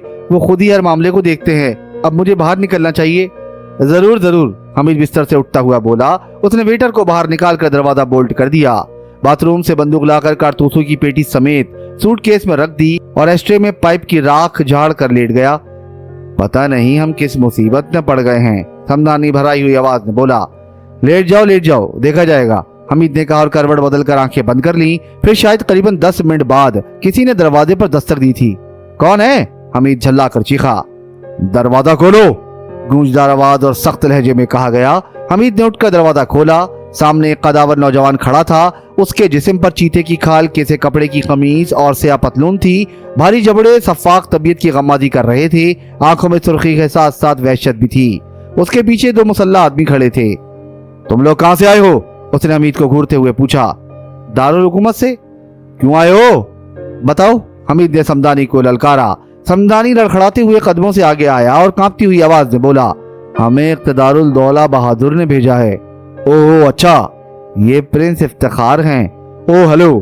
उसने आगे बढ़कर बड़ी गर्मजोशी से हमीद से मुसाफा किया। यकीनन वो खासा ताकतवर आदमी था, हमीद ने महसूस किया। लेकिन आप लोग यहाँ कैसे? क्या आपने अफसर महानदारी को नहीं बताया था कि आप लोग कौन हैं? ये तो नहीं बताया था, बस इतना कहा था कि हमें इक़्तिदारुल दौला बहादुर ने खान की अयादत को भेजा है तब तो उस बेचारे का कोई कसूर नहीं।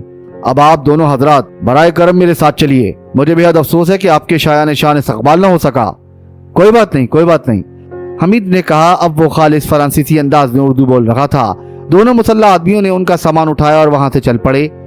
चाचा हुजूर की अब कैसी तबीयत है? हमीद ने सरदार जीगम से पूछा। इस वक्त एक डॉक्टर दारुल हुकूमत से आया है, सुबह ही मालूम हो सकेगा कि अब कैसी तबीयत है।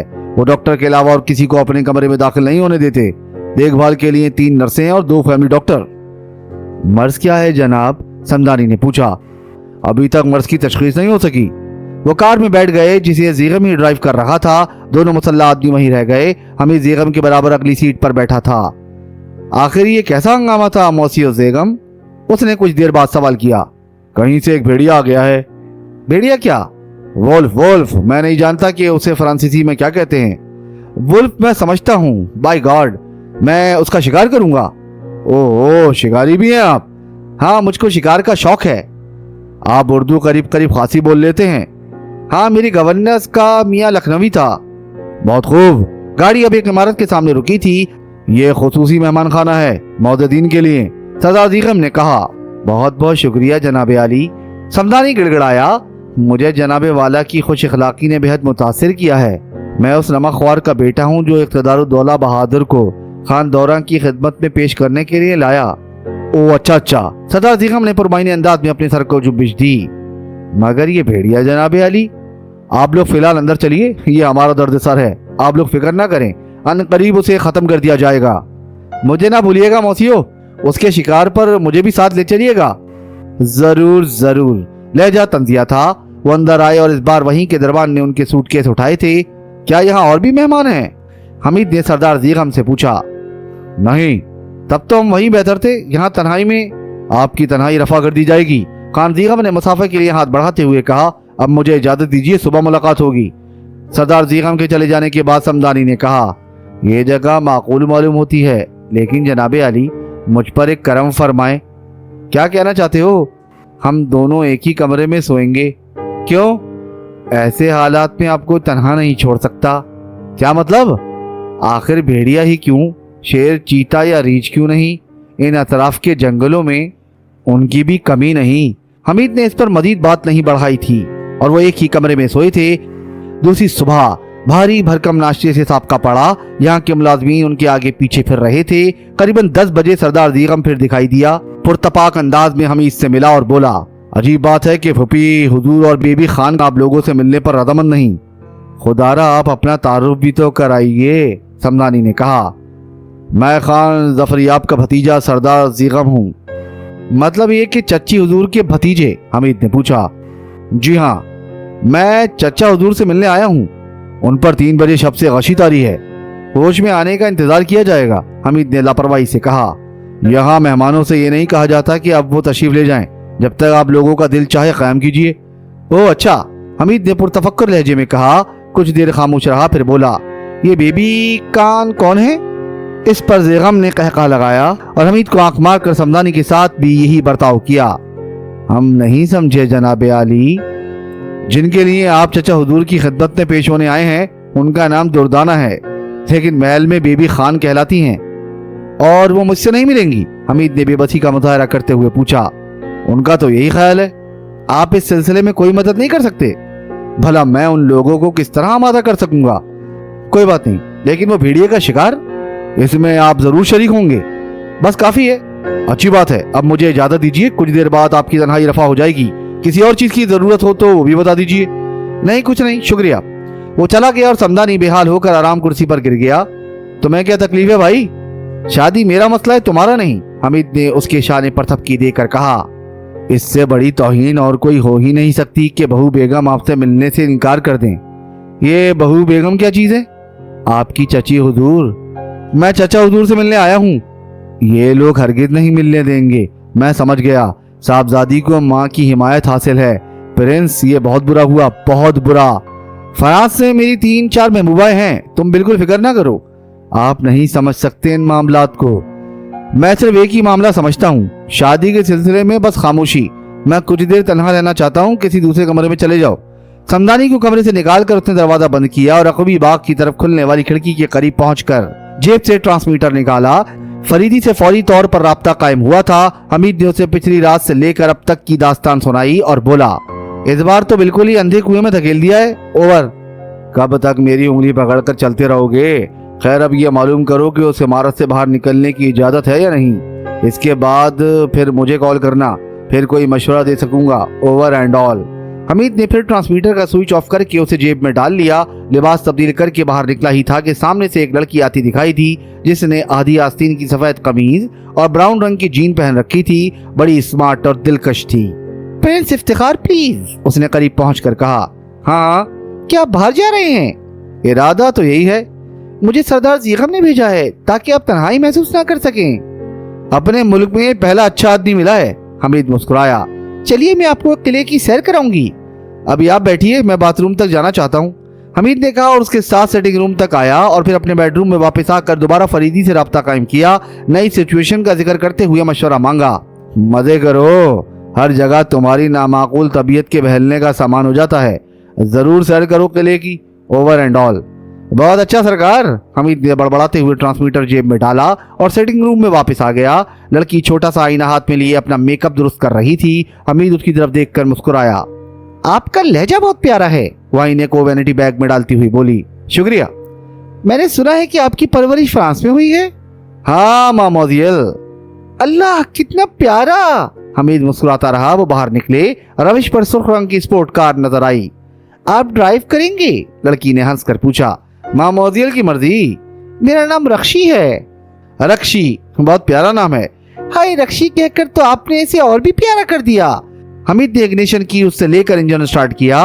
वो उसके करीब बैठी पके आम की तरह महक रही थी। हमीद के जहन में यही तशबीह आई, वरना उसने तो ईदी कॉलोन में खुद को बसा रखा था। जैसे ही कार फाटक से निकलने लगी, एक दूसरी लंबी सी कार ने उसका रास्ता रोक लिया, जिस पर एक जगादारी किस्म का बूढ़ा बैठा हुआ था। उसने हमीद को गाड़ी रोकने का इशारा किया। खुद उसकी गाड़ी भी रुक गई थी। ड्राइवर ने उतरकर पिछली सीट का दरवाजा खोला। वो बड़े ठुस्से से नीचे उतरा था।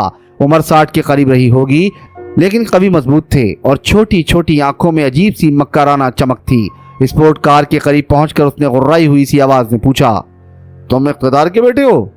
हाँ, मैं इक़्तिदारुल दौला का बेटा हूँ और उनके बाद इक़्तिदारुल दौला कहलाऊंगा। तुम खुसूसी इजाजतनामे के बगैर मेहमान खाने से बाहर नहीं निकल सकते। वापस जाओ। लड़की आहिस्ता से बोली। वापस चलिए प्रिंस, ये सरदार जीगम के बाप सरदार काहिर हैं। खुदारा वापस चलिए, वापस चलिए। हमीद ने ठंडी सांस लेकर गाड़ी को रिवर्स गियर में डाल दिया। इमारत के अंदर पहुंचकर लड़की ने कहा, मुझे बेहद अफसोस है प्रिंस। अफसोस तो मुझे भी है, लेकिन क्या? मुझे बिल्कुल अफसोस ना होना चाहिए। तुम इतनी खूबसूरत हो कि मैं तुम्हारी आंखों में सारी दुनिया देख सकता हूँ। हाय अल्लाह, खूबसूरत। हाय फ्रेंड्स, कितना प्यारा लफ्ज। ये बूढ़ा नाराज क्यों हो रहा था? मुझे खुद भी हैरत है, आपके साथ ये सलूक मेरी समझ में नहीं आया। बहुत खौफनाक था। हाँ प्रिंस, वो बहुत खौफनाक है। बेचारे खान तो हमेशा बीमार रहते हैं। किले पर उसकी हुकूमत है। सरदार जीगम जो उसका बेटा है उसे बिल्कुल पसंद नहीं करता। तो ये बेबी कान का मुंह है? हाँ प्रिंस। अच्छा, जरा मैं बाथरूम तक जाऊंगा। कितनी बार जाओगे बाथरूम में? नर्वस होता हूँ तो बार बार जरूरत पेश आती है। तुम नर्वस क्यों हो प्रिंस? इतनी खूबसूरत लड़की सामने हो तो नर्वस होना ही पड़ेगा। उसे ड्राइंग रूम में छोड़कर वो फिर सोने के कमरे में आया और ट्रांसमीटर पर फरीदी से राब्ता कायम करके मौजूदा सिचुएशन बताई। लड़की रात को वहां न रहने पाए। ओवर। फरीदी की आवाज आई। अगर वो इस पर अड़ गई तो? अहमक, क्या तुमसे इतना भी नहीं हो सकेगा कि उसे किसी तरह डाल दो? आप मुझे अहमक ही रहने दीजिए। हमीद, संजीदा हो जाओ, ये बहुत जरूरी है। बहुत बेहतर जनाब। हमीद ने ठंडी सांस ली। Over and all. Drawing room से वापस आकर उसने देखा कि सरदार काहिर, जिसने उसे बाहर जाने से रोका था, लड़की पर बरस रहा है। तुझे जुर्रत कैसे हुई यहाँ कदम रखने की, कुतिया कहीं की? मुझे सरदार जीगम ने भेजा था, लड़की ने जवाब दिया। वो दोनों हाथों से अपना मुंह छुपाए बुरी तरह कांप रही थी। शरीफ आदमी, हमीद बेहद नर्म लहजे में बोला, इस फूल को शबनम चाहिए, आग बरसाने वाला सूरज नहीं। तुम खामोश रहो। सरदार काहिर उस पर उलट पड़ा। किसी सहमी हुई लड़की को देखकर मैं खामोश नहीं रह सकता। मैं एक उदास तन्हा आदमी हूँ। इस लड़की को यही मेरे पास रहने दो। मैं कहता हूँ खामोश रहो। सरदार काहिर पैर पटक कर बोला। इतने में समदानी दिखाई दिया। वो दरवाजे में खड़ा सरदार काहिर को घूरे जा रहा था। ओ तुम! सरदार काहिर बेसाख्ता चौंक कर बोला। मुझे खुशी है कि तुमने मुझे पहचान लिया। सरदार काहिर, لیکن اسے برداشت نہیں کر سکتا کہ تم پرنس کی شان میں غصاخیاں کرو. یہ لڑکی یہیں رہے گی. تم شاید نشے میں ہو. سردار قاہر کا لہجہ طنزیہ تھا. نہیں، میں ہوش میں ہوں اور اب دیکھوں گا کہ تمہاری جھولی میں کتنے شعبدے ہیں. تمہاری موت تمہیں یہاں لائی ہے. تم بھول رہے ہو، اس بھیڑیے کی موت مجھے یہاں لائی ہے. بھیڑیا؟ کس بھیڑیے کی بات کر رہے ہو؟ وہی جو دونوں بھائیوں کے درمیان افتراق کا باعث بنا تھا. گھاس کھا گئے ہو تم. بکواس بند کرو اور خود کو زیر حراست سمجھو. ضرور سمجھوں گا اگر تم میرے ہاتھوں سے بچ گئے. سمدانی نے کہا اور دفتن جیب سے اشاریہ 2.5 کا پستول نکال لیا جس کا رخ سردار قاہر کی طرف تھا. حمید اپنا سر سہلاتا ہوا لڑکی سے بولا، تم ادھر آ جاؤ میرے پاس. یہ دونوں آگ کی زبان میں گفتگو کرنے والے ہیں. ہاں لڑکی، تم ادھر آ جاؤ پرنس کے پاس. سمدانی غرایا. اس کی پوری شخصیت بدل کر رہ گئی تھی. خوش اخلاقی کا پیکر شعلہ جوالا بن گیا تھا. لڑکی دوڑتی ہوئی حمید کے پاس آ پہنچی اور وہ اس کا شانہ تھپکتا ہوا بولا، یہ دونوں پتہ نہیں کس بات پر دلائل کر رہے ہیں. مجھے کہیں اور لے چلو پرنس، لڑائی جھگڑا نہیں دیکھ سکتی. مفت بھی نہیں؟ حمید نے حیرت سے پوچھا. حمید سردار قاہر کی طرف دیکھے جا رہا تھا جس کے چہرے پر کچھ دیر قبل پائی جانے والی درندگی اس طرح غائب ہوئی تھی جیسے گدھے کے سر سے سینگ. اس کی آنکھوں میں حیرت تھی اور کسی قدر بے اطمینانی کی جھلکیاں بھی پائی جاتی تھیں. ہم پورے 8 سال بعد ملے ہیں سردار قاہر. سمدانی اس کی آنکھوں میں دیکھتا ہوا مسکرایا اور حمید سے بولا، پرنس آپ اس کو میرے پستول سے کور کیے رکھیے، میں ابھی آیا. حمید نے بڑی مستعدی دکھائی. سردار قاہر کے دل کا نشانہ لے کر کھڑا ہو گیا. لڑکی اب اس سے دور کھسک گئی تھی. سمدانی کے چلے جانے کے بعد سردار قاہر نے بھرائی ہوئی آواز میں کہا، تمہاری شادی بی بی خان سے ہو سکتی ہے اگر میں چاہوں. خوفناک آدمی، میں تمہاری باتوں میں نہیں آؤں گا. میرا نشانہ بہت اچھا ہے. پستول جیب میں رکھ لو بیٹے. میں بی بی خان کا ماموں ہوں. ماموں کیا ہوتا ہے؟ اس کی ماں کا بھائی. بوڑھا آدمی میرا گارجین بن کر آیا ہے، میں اس کا کہنا مانوں گا. بڑے نقصان میں رہو گے. اب تم خاموش کھڑے رہو. اتنے میں سمدانی واپس آ گیا. اس کے دونوں ہاتھ پشت پر تھے. چند لمحے دروازے میں کھڑا سردار قاہر کو گھورتا رہا، پھر لڑکی سے بولا، تمہاری گاڑی باہر موجود ہے، فوراً یہاں سے چلی جاؤ. ٹھہرو. نہیں، سردار قاہر نے بھرائی ہوئی آواز میں کہا. جاؤ. سمدانی اتنے زور سے دھاڑا کہ دیواریں جھنجھنا اٹھیں. لڑکی دوڑتی ہوئی چلی گئی. اور اب پرنس آپ اسے کور کیے رکھیے، میں اس کے بازو میں ایک انجیکشن دوں گا اور وہ انجیکشن ہی اسے انسانیت کے جامے میں لائے گا. ہم جیسے مہمانوں کی یہاں بڑی توہین ہوئی ہے. ٹھیک ہے، تم لگاؤ انجیکشن. اگر یہ اپنی جگہ سے ہلا بھی تو فائر کر دوں گا.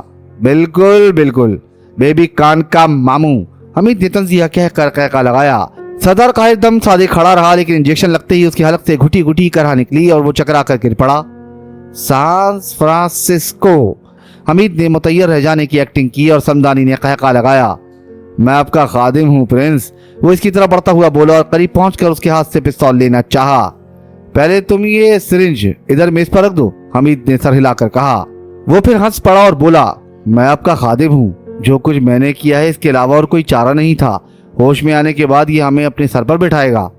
تم بہت گہرے نکلے مسٹر سمدانی. میرے باپ کو آپ کے دادا حضور کا باڈی گارڈ ہونے کا شرف بھی حاصل تھا. بہت خوب کہیے، میرے سامنے بننے کی کوشش نہیں. آپ نے اچانک فرانسیسی انداز میں اردو بولنی شروع کر دی ہے. صرف اس لڑکی کے لیے موسیو، وہ جسے تم نے بھگا دیا ہے. اس لہجے پر نگوڑ ماریاں جان دیتی ہیں. اوہو، آپ نگوڑ ماریاں بھی بول سکتے ہیں. میری تعلیق سسرالن لکھنوی تھی. سسرالن؟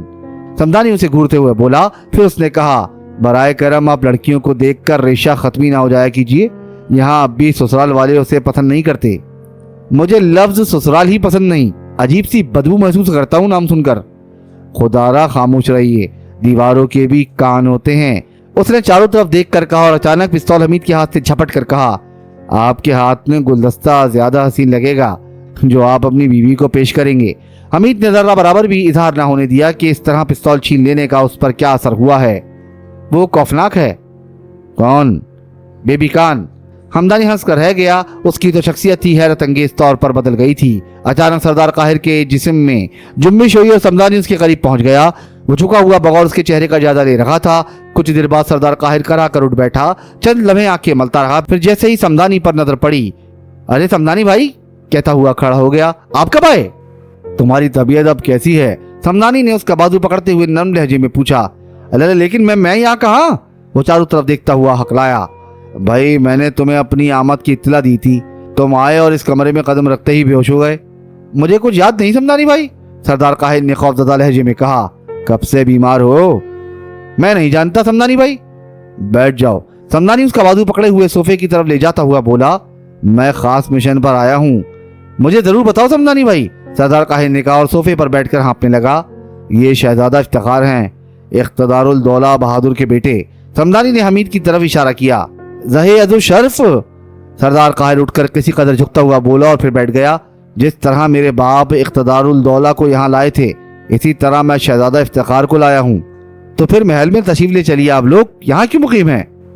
तुम्हारे बेटे जीगम ने हमारी तौकीर की है, मैं उसे गोली मार दूंगा समदानी भाई, आप दोनों में चलिए मेरे साथ। प्रिंस, समदानी हमीद की तरफ मुड़कर बोला, मैं पहले बाथरूम जाऊंगा। जरूर जरूर। हमीद उन्हें वहीं छोड़कर फिर अपनी ख्वाबगाह में आया और दरवाजा बोल्ट करके ट्रांसमीटर निकाला।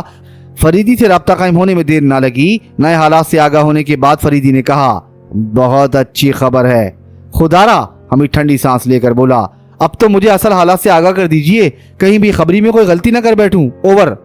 परवाह मत करो, ओवर एंड ऑल। फरीदी की आवाज फिर सुनाई न दी। हमीद उसे पुकारता ही रह गया। फिर वो डाइनिंग रूम में वापस आया। यहाँ वो दोनों आमने सामने बैठे एक दूसरे को ऐसी पुरशौक और मोहब्बत आमेज नजरों से देखे जा रहे थे कि हमीद को चक्कर आ गया। हमीद की आहट पर चौंके और संभल कर बैठ गए। आप भी तशरीफ रखिए प्रिंस, समदानी भर्राई हुई आवाज में बोला। दवतन सरदार काहिर उठता हुआ बोला, अच्छा समदानी भाई, अब इजाजत दो, महल जाकर आप लोगों के शायान शान इस्तकबाल का इंतजाम करूंगा। बहुत अच्छा काहिर भाई, समदानी ने उठकर उससे मुसाफा करते हुए कहा। हमीद की तरफ देखकर सरदार काहिर एहतरामन झुका और तेजी से बाहर निकल गया। समदानी ने अपनी घड़ी देखी और मुस्कुराकर बोला, 8 घंटे तक ये मुझे इसी तरह समदानी भाई कहता रहेगा, लिहाजा जरूरी है कि 7वां घंटा गुजरते ही इसे दूसरा इंजेक्शन दिया जाए। समदानी चच्चा, मैं इंजेक्शन के बगैर ही कहने पर तैयार हूँ, हमीद ने भौखलाहट की अदाकारी करते हुए कहा। मैं आपका गुलाम हूँ प्रिंस, आप ही के लिए ये सब कुछ किया है। आपकी तौहीन हुई तो इसलिए गुस्सा आ गया। फिर 10 मिनट भी नहीं गुजरे थे कि सरदार जीगम दिखाई दिया और उसका चेहरा गुस्से से सुर्ख हो गया था। उसके साथ 2 मुसल्लह सिपाही भी थे जिनके हाथों में रिवॉल्वर नजर आए। मेरे बाप सरदार काहिर कहाँ हैं? वो पैर पटक कर दौड़ा। काहिर भाई अभी अभी तशरीफ ले गए हैं, समदानी ने नर्म लहजे में कहा। तुमने उन पर रिवॉल्वर ताना था? ये क्या बकवास है लड़के, मैं तुम्हारे बाप का दोस्त हूँ, मेरा एहतराम करो। वो मुझे समदानी भाई कहकर मुखातिब करता है। हाँ ये ठीक है मौसियो ज़ेगम, मैंने भी सुना था, हमीद बोला। तुम खामोश रहो। ज़ेगम का लहजा अहानत अमेज था। मौसियो ज़ेगम, मुझे भी जल्द हरारा आ जाता है। बकवास बंद करो, लड़की ने मुझे सब कुछ बता दिया है। वो मुझे छोड़कर चली गई मौसियो ज़ेगम, हमीद ने मगमूम लहजे में कहा। तुम्हारे फादर कहाँ गए? वो हमें जल्द ही महल में ले चलेंगे। देखो बीबी कान कैसी है। शट अप, उसका नाम ना लेना वरना सर तोड़ दूंगा। क्या तुम उससे मोहब्बत करते हो? लड़के, दवतन समदानी गुर्राया, मैं प्रिंस की शान में गुस्ताखी नहीं बर्दाश्त कर सकता। अब तुम्हारी जुबान से कोई नारवा जुमला अदा हुआ तो मेरा थप्पड़ तुम्हारे मुंह पर पड़ेगा।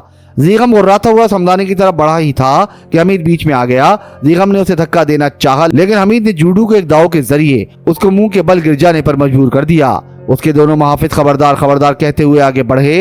इतने में जीगम भी दोबारा उठकर हमीद पर झपटा। हमीद अगर एक तरफ न हट जाता तो इस बार उसे खासी चोट खानी पड़ती। जीगम फौलाद की तरह ठोस था। बॉडीगार्ड ने फायरिंग शुरू कर देने की धमकी दी थी कि समदानी ने कहका लगाकर कहा, सरदार काहिर का बेटा इतना बेबस है कि 2 बंदूकची साथ लिए फिरता है। निकल जाओ, चले जाओ। जीगम बॉडीगार्ड्स की तरफ हाथ उठाकर धाड़ा। वो जहां थे वहीं थम गए और खड़े मुतय्यरान अंदाज में पलके झपकाते रहे। बाहर जाओ। वो फिर गरजा। उन्होंने इस बार मशीनी अंदाज में तामील हुक्म की थी। ज़ेगम फिर हमीद की तरफ झपटा, लेकिन इस बार समदानी ने जेब से दोबारा पिस्तौल निकालते हुए सर्द लहजे में कहा, ठहर जाओ, ये बदहदी है। ज़ेगम रुक कर हाँफता हुआ बोला, अब तुमने पिस्तौल निकाला है बुज़दिल बूढ़े? लेकिन मेरी नीयत में फुतूर नहीं है। मैं तुम्हें आगाह करना चाहता हूँ कि अभी अभी मुझे इल्म हुआ है कि प्रिंस जूडो के माहिर हैं। तुम इनसे पार ना पा सकोगे। दिमाग ठंडा रखो, दीवानगी अच्छी चीज नहीं है। कबल इसके कि ज़ेगम कुछ कहता, सरदार काहिर कमरे में दाखिल हुआ और उन्हें आंखें फाड़ फाड़ कर देखने लगा। फिर ज़ेगम से बोला, यहाँ से चले जाओ बदतमीज। क्या तुम समदानी भाई से झगड़ा कर रहे हो? यकीनन तुमने गुस्ताखी की होगी, वरना हरगिज पिस्तौल ना निकालते। तुम्हें भतीजा समझकर शफकत से पेश आते। हमीद ने ज़ेगम के चेहरे पर हैरत के आसार देखे और समदानी ने मुस्कुराकर पिस्तौल फिर जेब में डाल लिया। अब ज़ेगम अपने बाप को घूरता हुआ वापस जा रहा था। समदानी भाई, इसे माफ कर दीजिए, सरदार काहिर गिड़गिड़ाया। आधे घंटे बाद वो महल के खूबसूरत हिस्से में फरोकश थे और सरदार काहिर बड़ी लजाजत से कह रहा था, समदानी भाई, बेगम जफरियाब यानी मेरी छोटी बहन यानी बेबी खान की वालदा हर चंद इस रिश्ते पर मुत्तफिक नहीं, लेकिन मैं उन्हें राजी कर लूंगा। दोनों खानदानों की बेहतरी इसी में है। शाम तक हमीद बोर होता रहा। अपने कमरे से निकला तो सरदार काहिर को फिर बेहोश देखा। वो एक आराम कुर्सी पर पड़ा हुआ था और समदानी उसके करीब ही अखबार बीनी में मसरूफ था। उसकी पुश्त हमीद की तरफ थी। हमीद खामोश खड़ा रहा। समदानी को उसकी आहट नहीं मिल सकी थी, क्योंकि चारों तरफ यहाँ फर्श पर मोटे मोटे कालीन पड़े हुए थे। हमीद दबे पांव चलता हुआ एक बड़े आराइशी गुलदान के पीछे जा छुपा। पोजीशन ऐसी थी कि अगर वो दोनों उठकर कमरे में टहलना भी शुरू कर देते तो उन्हें हमीद ना दिखाई देता। कुछ देर बाद उसने सरदार काहिर की भर्राई हुई आवाज सुनी। समदानी भाई, मुझे क्या हो गया है? मैं बार बार इस तरह सोने क्यों लगा हूँ? मौसम का असर है, फिक्र ना करो। तुम्हें यहाँ कोई तकलीफ तो नहीं है समदानी भाई? बिल्कुल नहीं। प्रिंस कहाँ है? अपने कमरे में। वो बेकारी में ज्यादातर सोते रहते हैं। खैर, अब तुम असल मामले की तरफ आ जाओ। शादी जरूर होगी समदानी भाई। वो तो होगी ही। मैं तुमसे उस आधे सुर्ख टुकड़े की बात करना चाहता हूँ। खतरा है समदानी भाई। फजूल बातें नहीं, आधा टुकड़ा मुझे हर हाल में चाहिए। वो तो नहीं है मेरे पास। काहिर की आवाज आई। वो तो हर हाल में मुझे चाहिए, वरना बड़ा खून खराबा होगा। तलाश करना पड़ेगा समदानी भाई। जरूर तलाश करो। 10 बजे रात तक मुझे मिल जाए। लेकिन समदानी भाई, अगर वो मिल भी गया तो तुम्हें इससे कोई सरोकार ना होना चाहिए। तुम्हारा हर हाल में ख्याल रखा जाएगा। मैं कह रहा था समदानी भाई कि वो पुरानी बाउली का किस्सा है और अब वहाँ कदम रखना मुश्किल है। क्यों?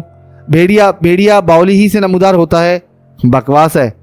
यकीन करो समदानी भाई, वो उसी भेड़िए की रूह है जो खान दौरा के हाथों मारा गया था। मैं कहता हूँ बकवास मत करो। तुम्हारी मर्जी। मैं तलाश करने जा रहा हूँ, लेकिन अगर वो टुकड़ा ना मिला तो तुम्हारे परखचे उड़ जाएंगे। बात दरअसल ये है समदानी भाई कि वो जेगम के पास है। जेगम बड़ा गुस्साख लड़का है और मुझे भी खातिर में नहीं लाता। मैं कुछ नहीं जानता, लेकिन देखो जेगम को इसका इल्म ना होने पाए कि मैंने उसका मुतालबा किया है। अरे चोर! दफतन हमीद ने अपनी पुश्त पर किसी लड़की की चीख सुनी और उछल कर खड़ा हो गया। ओहो बेबी कान, वेलकम वेलकम। वो सीधा खड़ा होकर खिसियानी हंसी के साथ बोला। काहिर और समदानी उठ खड़े हुए थे। दुर्दाना ने उन्हें मुखातिब करके कहा, ये शहजादे साहब इधर छुपे हुए आप लोगों की गुफ्तगू सुन रहे थे। मैं हर वक्त उर्दू सीखने की कोशिश करता रहता हूँ। मैंने सोचा शायद ये लोग गुफ्तगू में नए नए मुहावरे इस्तेमाल करें, इसलिए मुझे फायदा उठाना चाहिए, हमीद ने कहा और ढिठाई से हंसने लगा। हमीद हंसने जा रहा था और वो सब दम बखुद खड़े थे। दुर्दाना की नजर अपने मामू सरदार काहिर की तरफ थी और वो किसी कदर मुतय्यर भी दिखाई देती थी। दफतन सरदार काहिर ने हमीद से कहा, प्रिंस ऐसी बात थी तो आपको हमारे पास बैठना था। ओहो, तुम समझे नहीं सरदार काहिर। प्रिंस दूसरों को मुतय्यर कर देने में बेहद लज्जत महसूस करते हैं। इसे इनकी हॉबी समझ लो। अच्छा ये बात है समदानी भाई। सरदार काहिर हंसने लगा और हमीद ने महसूस किया जैसे दुर्दाना उसे पागल समझ रही हो। अचानक दुर्दाना बोली, मुझे हैरत है मामू हुजूर। किस बात पर हैरत है बेटी? मुझे ऐसा महसूस होता है जैसे आपकी पूरी शख्सियत बदल कर रह गई हो। ऐसी तो कोई बात नहीं बेटी, मैं और समदानी भाई बचपन से एक दूसरे से वाकिफ हैं। तो क्या ये वाकई प्रिंस इफ्तिखार हैं? हाँ बेटी, भला इसमें शुबे की गुंजाइश कहाँ? फिर वो मजीद कुछ कहे सुने बगैर वापस मुड़ गई। हमीद इस मौके को जाया नहीं कर सकता था। बड़ी मुश्किल से तो दोबारा सामना हुआ था। वो उसके पीछे चल पड़ा और लॉन पर पहुंचकर ही दुर्दाना को मालूम हो सका कि कोई उसके पीछे आ रहा है। वो रुक कर मुड़ी और पुरतनफ्फुर लहजे में बोली, तुम कोई भी हो, मुझे तुमसे कतई दिलचस्पी नहीं। कम से कम फ्रांस में तो ऐसा नहीं होता। लड़कियां इतनी बेमुरव्वती से पेश नहीं आती। तुम फिर यहाँ मरने क्यों आए हो? फ्रांस ही वापस जाओ। मरना तो यही है, लड़कियां लिफ्ट दें या ना दें। मेरे पीछे मत आओ। कम से कम चची हुजूर से तो मिल ही लूं। वो नहीं मिलना चाहती। चाचा हुजूर की कैसी तबीयत है? पहले से बेहतर है, लेकिन कोई उनसे मिल नहीं सकता। अच्छा तो मेरी तस्वीर ही उन तक पहुंचा दो, उन्हें इत्मीनान हो जाए कि मैं भी बहुत खूबसूरत हूँ। तुम? वो तहकीर आमेज अंदाज में हंस पड़ी। नहीं हूँ, घिसियारे मालूम होती हो। ये क्या होता है? मैं घिसियारे के मायने नहीं जानता। अपनी किसी मुकामी गर्लफ्रेंड से पूछ लेना। बेबी कान, मैंने साधुओं की सी जिंदगी गुजारी है, मेरी कोई गर्लफ्रेंड नहीं। हालांकि तुम सूरत से ही बदमाश लगते हो। तुम्हारे ही परदादा मेरे भी थे। Shut up. हमीद कुछ कहने ही वाला था कि ज़ीगा माता दिखाई दिया। दुर्दाना मुड़कर उसकी तरफ देखने लगी। उसके होंठों पर शरारत आमेज मुस्कुराहट थी। ज़ेगम हमीद को घूरता चला आ रहा था। करीब पहुंच कर धाड़ा, यहाँ क़याम करने का मतलब ये नहीं कि तुम जहाँ चाहो आज़ादी से घूमते फिरो। मेरे चचा हुजूर का महल है, حمید نے سرد لہجے میں کہا۔ چلے جاؤ۔ وہ اس کے اقامتی حصے کی طرف ہاتھ اٹھا کر دھاڑا۔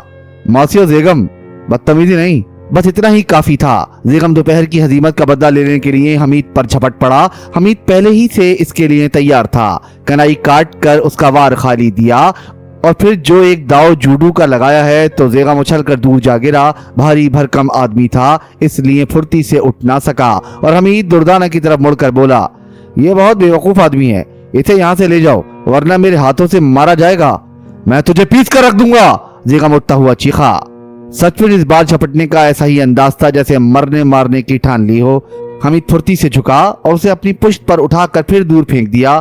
دردانہ کھڑی حیرت سے پلکیں جھپکا رہی تھی۔ سورج ابھی ابھی غروب ہوا تھا، دھندلکا پھیلنے لگا تھا، لیکن ابھی اتنی روشنی تھی کہ وہ دور سے بھی پہچانے جا سکے۔ اس بار زیگم اٹھا تو خالی ہاتھ نہیں تھا، اس نے ریوالور نکال لیا تھا۔ ہانپتا ہوا بولا، اب تم زمین پر ناک رگڑو ورنہ گولی مار دوں گا۔ زیگم بھائی یہ بزدلی ہے، دفتن دردانہ بولی۔ تم چپ رہو، اندر جاؤ۔ اتنے میں برآمدے میں سمدانی کی للکار سنائی دی، دیکھو قاہر، تمہارے لڑکے نے پرنس پر ریوالور تان رکھا ہے، یہ اتنا جھگڑالو کیوں ہے؟ اس کے بعد وہ دونوں جھپٹے ہوئے لان پر پہنچے تھے۔ زیگم تمہارا دماغ تو نہیں چل گیا؟ ریوالور ہولسٹر میں رکھ لو، قاہر نے کہا۔ آپ اندر جائیے، میں یہاں کی نظم و نسق کا ذمہ دار ہوں، زیگم کا جواب تھا۔ زیگم بیٹے، قاہر نے سہمی ہوئی آواز میں کہا، مجھ سے ایسے لہجے میں گفتگو؟ تھپڑ رسید کیجئے مامو جان، یہ خود کو سمجھتے کیا ہیں؟ دردانہ بھپر گئی۔ Shut up! زیگم دھاڑا، تم سب اندر جاؤ ورنہ اپنی بے عزتی کے خود ذمہ دار ہوگے، چلے جاؤ۔ اس نے بڑے ڈراؤنے انداز میں اپنے ریوالور والے ہاتھ کو جنبش دی تھی۔ چلو چلو، سمدانی نے مغموم لہجے میں کہا، اس وقت کسی کا کہنا کر دو، اس کی ذہنی حالت ٹھیک نہیں معلوم ہوتی۔ تم سے تو میں ابھی نپٹتا ہوں، زیگم نے سمدانی کو دھمکی دی۔ بزرگوں کے منہ نہیں آیا کرتے بیٹے، معلوم نہیں تمہاری تربیت کیسی ہوئی ہے۔ چلو سمدانی بھائی، قاہر نے کپکپاتی ہوئی آواز میں کہا، مجھے اس سے خوف محسوس ہو رہا ہے۔ وہ سب زیگم کو وہیں چھوڑ کر اندر آ گئے تھے۔ دردانہ قاہر کو گھورے جا رہی تھی اور قاہر دونوں ہاتھوں سے سر تھامے بیٹھا فرش کو تک رہا تھا۔ شاید میں خواب دیکھ رہی ہوں، دردانہ بڑبڑائی۔ جاگتے میں؟ حمید نے پوچھا۔ نہیں، میں سچ کہہ رہی ہوں، مجھے ایسا لگتا ہے جیسے زمین اپنے محور سے ہٹ گئی ہو۔ یہ مامو جان ہے، انہیں کیا ہو گیا ہے؟ یہ تو اس وقت زیگم بھائی کی کھال اتار دیتے۔ اللہ جب چاہتا ہے ہدایت دے دیتا ہے، سمدانی نے کہا۔ ناممکن، مجھے یقین نہیں آتا، دردانہ اسے گھورتی ہوئی بولی۔ چند لمحے کچھ سوچتی رہی، پھر ہاتھ اٹھا کر کہا، تم بھی بالکل بدلے ہوئے نظر آتے ہو، جب میں نے تمہیں ٹرین میں دیکھا تھا تم کچھ اور تھے۔ قبل اس کے کہ سمدانی کچھ کہتا، حمید باتھ روم کے بہانے وہاں سے نکل کھڑا ہوا۔ اسے پھر فریدی سے رابطہ قائم کرنا تھا، حالات گنجلک ہو گئے تھے۔ سمدانی حد درجہ پرسرار ثابت ہوا، اس کی شخصیت ہی بدل کر رہ گئی تھی۔ حمید نے فریدی کو تازہ ترین حالات سے آگاہ کرتے ہوئے پوچھا کہ اب اسے کیا کرنا چاہیے۔ دونوں پر کڑی نظر رکھو، فریدی نے جواب دیا۔ یہ بھی معلوم کرنے کی کوشش کرو کہ ان دونوں کے درمیان اس گفتگو کا مقصد کیا تھا۔ تم یہ سوال براہ راست سمدانی سے بھی کر سکتے ہو۔ اوور۔ آخر یہ بھیڑیا کیا بلا ہے؟ حمید نے پوچھا۔ بے صبری اچھی چیز نہیں، جلد معلوم ہو جائے گا۔ Over and all. گفتگو ختم کر کے حمید پھر ڈائننگ روم میں واپس آ گیا۔ سمدانی تنہا تھا۔ حمید کو دیکھ کر کھڑا ہو گیا اور مسکرا کر بولا، پرنس، چھپ کر ہماری گفتگو سننے کی کیا ضرورت تھی؟ مجھے آپ کے ساتھ بھیجنے میں اقتدار الدولہ بہادر کی کچھ مصلحت اور بھی تھی۔ اگر کچھ حرج نہ ہو تو میں بھی ان کے بارے میں جاننا چاہوں گا۔ حمید نے کسی گھننے بچے کی طرح منہ پھلا لیا۔ سمدانی کچھ کہنے ہی والا تھا کہ دردانہ خان کمرے میں داخل ہوئی۔ اس کے چہرے پر پریشانی کے آثار تھے۔ آپ لوگ یہاں سے فوراً چلے جائیے، وہ ہانپتی ہوئی بولی۔ سمدانی اسے دیکھتے ہی کھڑا ہو گیا، لیکن حمید نہیں اٹھا تھا۔ اس نے سرد لہجے میں سوال کیا، کیوں؟ زیگم بھائی بہت خطرناک آدمی ہیں، انہوں نے مامو حضور کو ایک کمرے میں بند کر دیا ہے اور آپ لوگوں کی فکر میں ہیں۔ آخر کیوں؟ سمدانی بولا۔ میں نہیں جانتی۔ مجھے چچی حضور کے پاس لے چلو، حمید نے اس سے کہا۔ یہ بھی ناممکن ہے۔ تو پھر میں یہیں مر جاؤں گا۔ اقتدار الدولہ کا بیٹا اتنا بزدل نہیں ہو سکتا کہ میدان چھوڑ کر بھاگ جائے۔ اچھا تو پھر میرے ساتھ چلو۔ یہ ہو سکتا ہے، حمید نے سمدانی کی طرف دیکھتے ہوئے کہا۔ آپ جائیے پرنس، میں یہیں رہوں گا اور اپنے دوست قاہر کو ظالم کے پنجے سے رہائی دلاؤں گا۔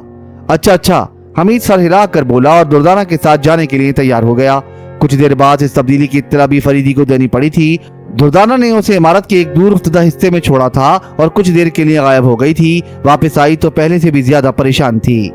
مجھے تو اس زیغم سے نفرت ہو گئی ہے، तुम वाकई बहुत बहादुर हो, मैं तुम्हारी इज्जत करती हूँ, उसने कहा। दिल दुखाने की बातें ना करो, मैं तो बहुत बुरा हूँ। ज़ेगम की तरह बुज़दिल तो नहीं हो। उसने समदानी साहब को मार डालने की कोशिश की थी, लेकिन वो किसी तरफ निकल गए। ओहो अच्छा, हमीद भौंका कर खड़ा हो गया। वो उनसे किसी चीज का मुतालबा भी कर रहा था। किस चीज का? ये तो मैं नहीं जानती। मैंने दोनों की गुफ्तगू सुनी जरूर थी, लेकिन दोनों ही मुबहम अंदाज में गुफ्तगू कर रहे थे।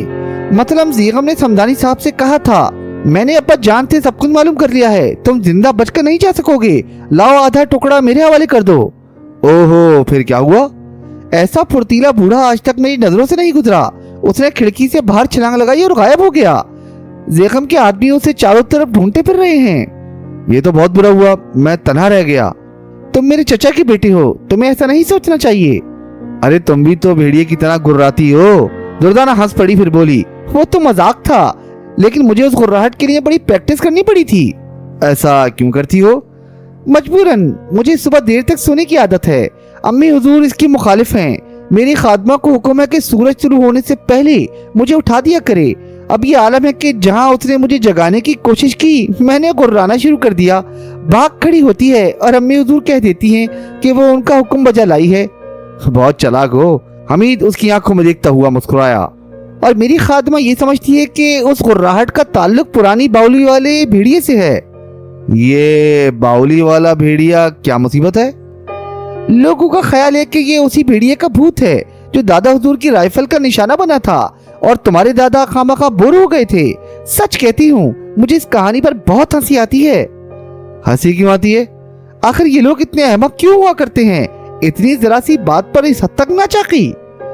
नहीं, उन्हें कुछ ना कहो। वो बहुत प्यारे और सच्चे लोग थे, खुलकर नफरत करते थे और पागलों की तरह एक दूसरे को चाहते थे। अब तो कुछ भी नहीं रहा, ना नफरत ना मोहब्बत। लोग मसलियतन एक दूसरे को बर्दाश्त करते हैं और जिंदगी भर अदाकारी करते रहते हैं। तुम बहुत गहरी बातें भी कर सकते हो, वो दिल आवेज मुस्कुराहट के साथ बोली। मेरी समझ में नहीं आता कि मैं समझाने के लिए क्या करूं। हमीद ने गुफ्तगू का मौजू बदलने की कोशिश की। अगर उनके मुकद्दर में मौत लिखी है तो ज़ेगम के हाथ से जरूर मारे जाएंगे। मुझे हकीकतन अपने मामू और ज़ेगम से बेअंदाजा नफरत है, लेकिन अम्मी हुजूर की वजह से बर्दाश्त करना पड़ता है। तुम्हें उन दोनों से नफरत क्यों है? मैं नहीं जानती। अच्छा, भेड़िए के बारे में बताओ, और ये पुरानी बाउली क्या चीज होती है? हाँ, ये बात हुई। वो उसके चेहरे के करीब उंगली नचाक कर हंसी और फिर बोली, याद धरी रह गई उर्दू की सारी काबिलियत। अब बुलाओ अपनी तारीख की लखनवी मियाँ को। तुम ही बता दो ऐ मेरी बिनते अम। पुराने जमाने में बड़े बड़े कुएं बनवाए जाते थे, जिनके अंदर चारों तरफ पानी से कुछ ऊपर कमरे और दालानें तामीर की जाती थी, जिनमें गर्मियों की दोपहरें गुजारी जाती थी। ओहो, तो यहाँ कोई ऐसी चीज मौजूद है?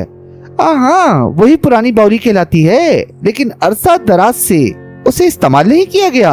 पहले ही इसे आसेब लदा थी, अब वहाँ किसी भेड़िए का भूत भी आ बसा है। वो कब से आया है? गालिबन पिछले 3 साल से। क्या महल वालों पर भी उसने कभी हमला किया है? नहीं तो। फिर उस भेड़िए का भूत कैसे हो सकता है? मैं नहीं जानती। किले के अवाम यही कहते हैं कि वो भूत है, और महल वाले उसकी तरदीद करते फिरते हैं ताकि लोगों का खौफ दूर हो सके। हमारे सिपाहियों ने कई बार उसका ताक़ुब करके उस पर गोलियां चलाई हैं, लेकिन वो अब भी जिंदा है। मैं उसको मारूंगा। अपने 410 के खिलौने से? उसकी हंसी ना उड़ाओ, वो बहुत खौफनाक चीज है। अच्छा, अब मैं जा रही हूँ, यहाँ से निकलना नहीं, वरना तुम खुद ही किसी हादसे के जिम्मेदार होगे। नहीं निकलूंगा। वो चली गई और हमीद ने फिर ट्रांसमीटर निकाला, लेकिन इस बार फरीदी से राब्ता कायम ना हो सका। आधे घंटे तक थोड़े थोड़े वक्फे से वो उसे कॉल करता रहा, लेकिन नाकामी ही हुई। इसके बाद दुर्दाना फिर आ गई और उसे ये सिलसिला खत्म करना पड़ा। वो इसके लिए एक बहुत बड़े नाश्तेदान में खाना लाई थी। समदानी का पता चला? हमीद ने उससे पूछा। ज़ेगम भी गायब हो गया है, तुम जल्दी से खाना खा लो, फिर मैं तुम्हें यहाँ से भी ले चलूंगी। ओहो, अब मैं चोरों की तरह जिंदगी बसर करूंगा। जो मैं कहूँ करते रहो, वरना अच्छा ना होगा। अच्छा, क्या तुम नहीं खाओगी मेरे साथ? चलो मैं भी खा लूंगी, जल्दी करो। खाने के दौरान में खामोशी रही। इसके बाद हमीद ने तंबाकू नोशी के लिए पाइप निकाला ही था कि वो बोल पड़ी, नहीं, यहाँ नहीं। तुम्हारी मर्जी, हमीद ने पाइप को जेब में डालते हुए कहा। वो दोनों अक़बी दरवाजे से बाहर निकले। बाहर गहरा अंधेरा था, उस हिस्से में कहीं भी रोशनी दिखाई न देती थी। हमीद ने अपनी छोटी सी 2 नाली बंदूक कोट की धानी आस्तीन में छुपा रखी थी। वो इमारत के सिलसिले से दूर होते गए। अचानक उन्होंने किसी मर्द के रोने की आवाज सुनी जो उनके चलने ही की समझ से आ रही थी। दोनों रुक गए। आवाज करीब होती जा रही थी। मेरे मेहमान, हाय मेरे मेहमान, खुदा बंदा मैं क्या करूं, हाय रूसिया हो गया। और फिर धाड़े मार मार कर रोना शुरू कर दिया गया।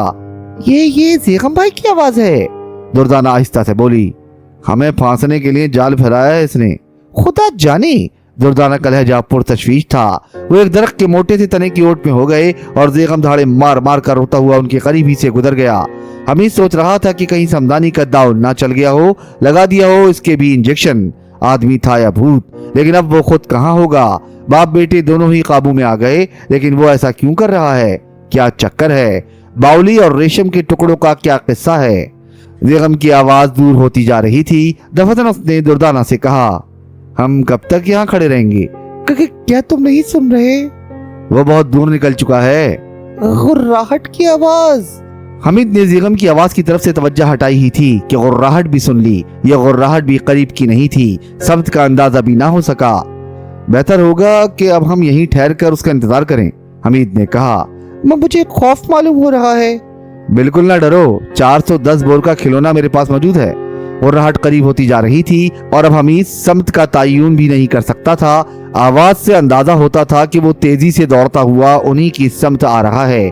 हमीद ने फुर्ती से बंदूक निकाली और आवाज की समत फायर कर दिया। गुर्राहट का सिलसिला यकलख्त टूट गया। ऐसा लगा जैसे फायर की आवाज ने भेड़िए के कदम रोक दिए हैं। लेकिन हमीद की छठी हिस्स पूरी तरह बेदार हो गई थी। वो अच्छी तरह जानता था कि अब वो बेआवाज आएगा।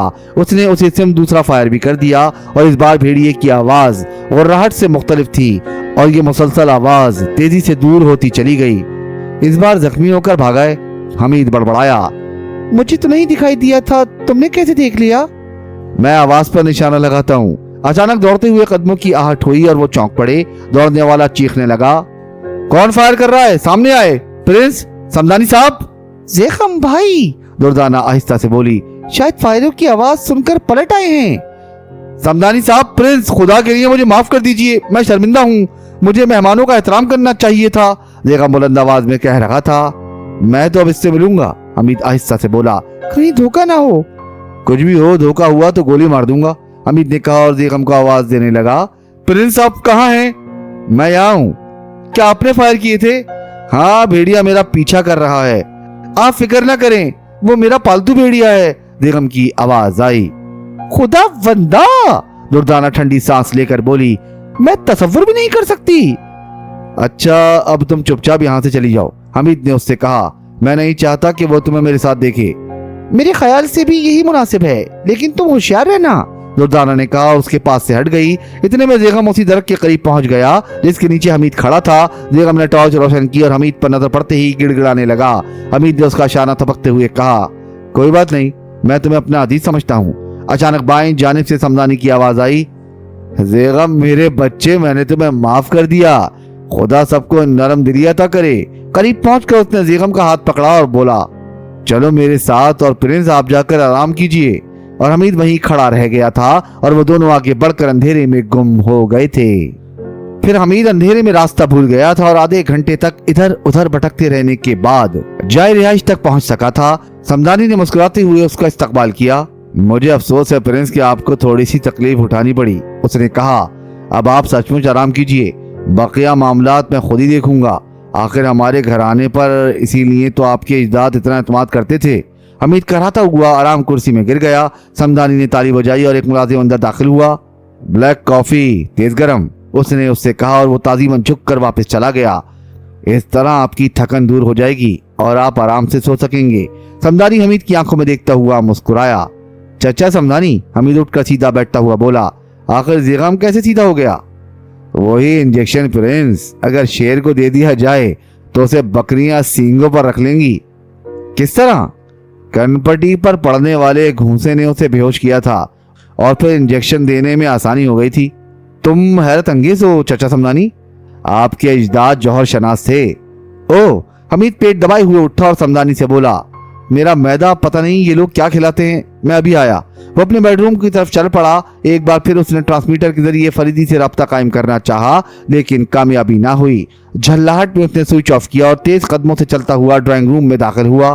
पहली नजर में कमरा खाली दिखाई दिया, लेकिन उसे ऐसा महसूस हुआ जैसे कद आदम गुलदान के पीछे कोई छुपा हुआ हो। गालिबन उसने नीले रंग की हल्की सी झलक देखी थी। वो गुलदान की तरफ झपटा और दुर्दाना उछल पड़ी। फिर फौरन ही संभल कर उसे खामोश रहने का इशारा किया। हमीद ने मुतैयराना अंदाज में पलकें झपकाई। बूढ़े ने कॉफी पॉट में एक कैप्सूल डाला था, दुर्दाना आहिस्ता से बोली, फिर उठकर बाहर चला गया था। क्या तुम कॉफी पीने का इरादा रखते हो? उसने मेरे लिए कॉफी मंगवाई थी, मैं जरा बाथरूम तक गया था। क्या तुम्हें बूढ़े पर एतमाद है? अब्बा हुजूर को तो है, फिर मुझे भी होना चाहिए। वो बेहद खतरनाक आदमी है। अच्छा, मैं देख लूंगा, तुम अब यहाँ से चली जाओ। फिर कहती हूँ कॉफी में हाथ ना लगाना। अच्छा अच्छा, अब तुम जल्दी से चली जाओ। खौफनाक बाप, खौफनाक बेटा, दोनों बकरी बन गए। मुझे भी तशवीश है, समदानी को मैंने पहली बार देखा है। ओह, दुर्दाना ने तवील सांस ली और मुस्कुराकर बोली, अब मैं मुतमईन हूँ, जा रही हूँ। वो चली गई। हमीद उस मेज की तरफ मुतवज्जा हुआ जिस पर कॉफी पॉट और दोनों कप रखे हुए थे। उसने कप में कॉफी उंडेली और उसे कद आदम गुलदान में उलट दिया। थोड़ी सी कप में बाकी रहने दी और कप को दोबारा कॉफी पॉट के करीब रखकर खुद सामने वाली कुर्सी पर बैठ गया। जिस्म ढीला छोड़ा और आंखें बंद कर ली। कुछ देर बाद उसने 3 आवाजें सुनी। समदानी कह रहा था, ओहो, प्रिंस कुर्सी पर सो गए। ऐसा लापरवाह और झूठ का जवान आज तक मेरी नजरों से नहीं गुजरा। इसमें क्या शुक्र है? ज़ेगम ने कहा, मुझे फुर्तीलेपन पर हैरत होती है। कोंदे की लपक है प्रिंस, लेकिन तुम बहुत नालायक हो। ये सरदार काहिर की आवाज थी। मुझे नादामत है, जिंदगी भर रहेगी। ज़ेगम की आवाज आई। हमीद बदस्तूर आंखें बंद किए गहरी गहरी सांसें लेता रहा। अब हमें यहाँ से फौरन चल देना चाहिए, समदानी बोला। लेकिन प्रिंस, ये ज़ेगम की आवाज थी।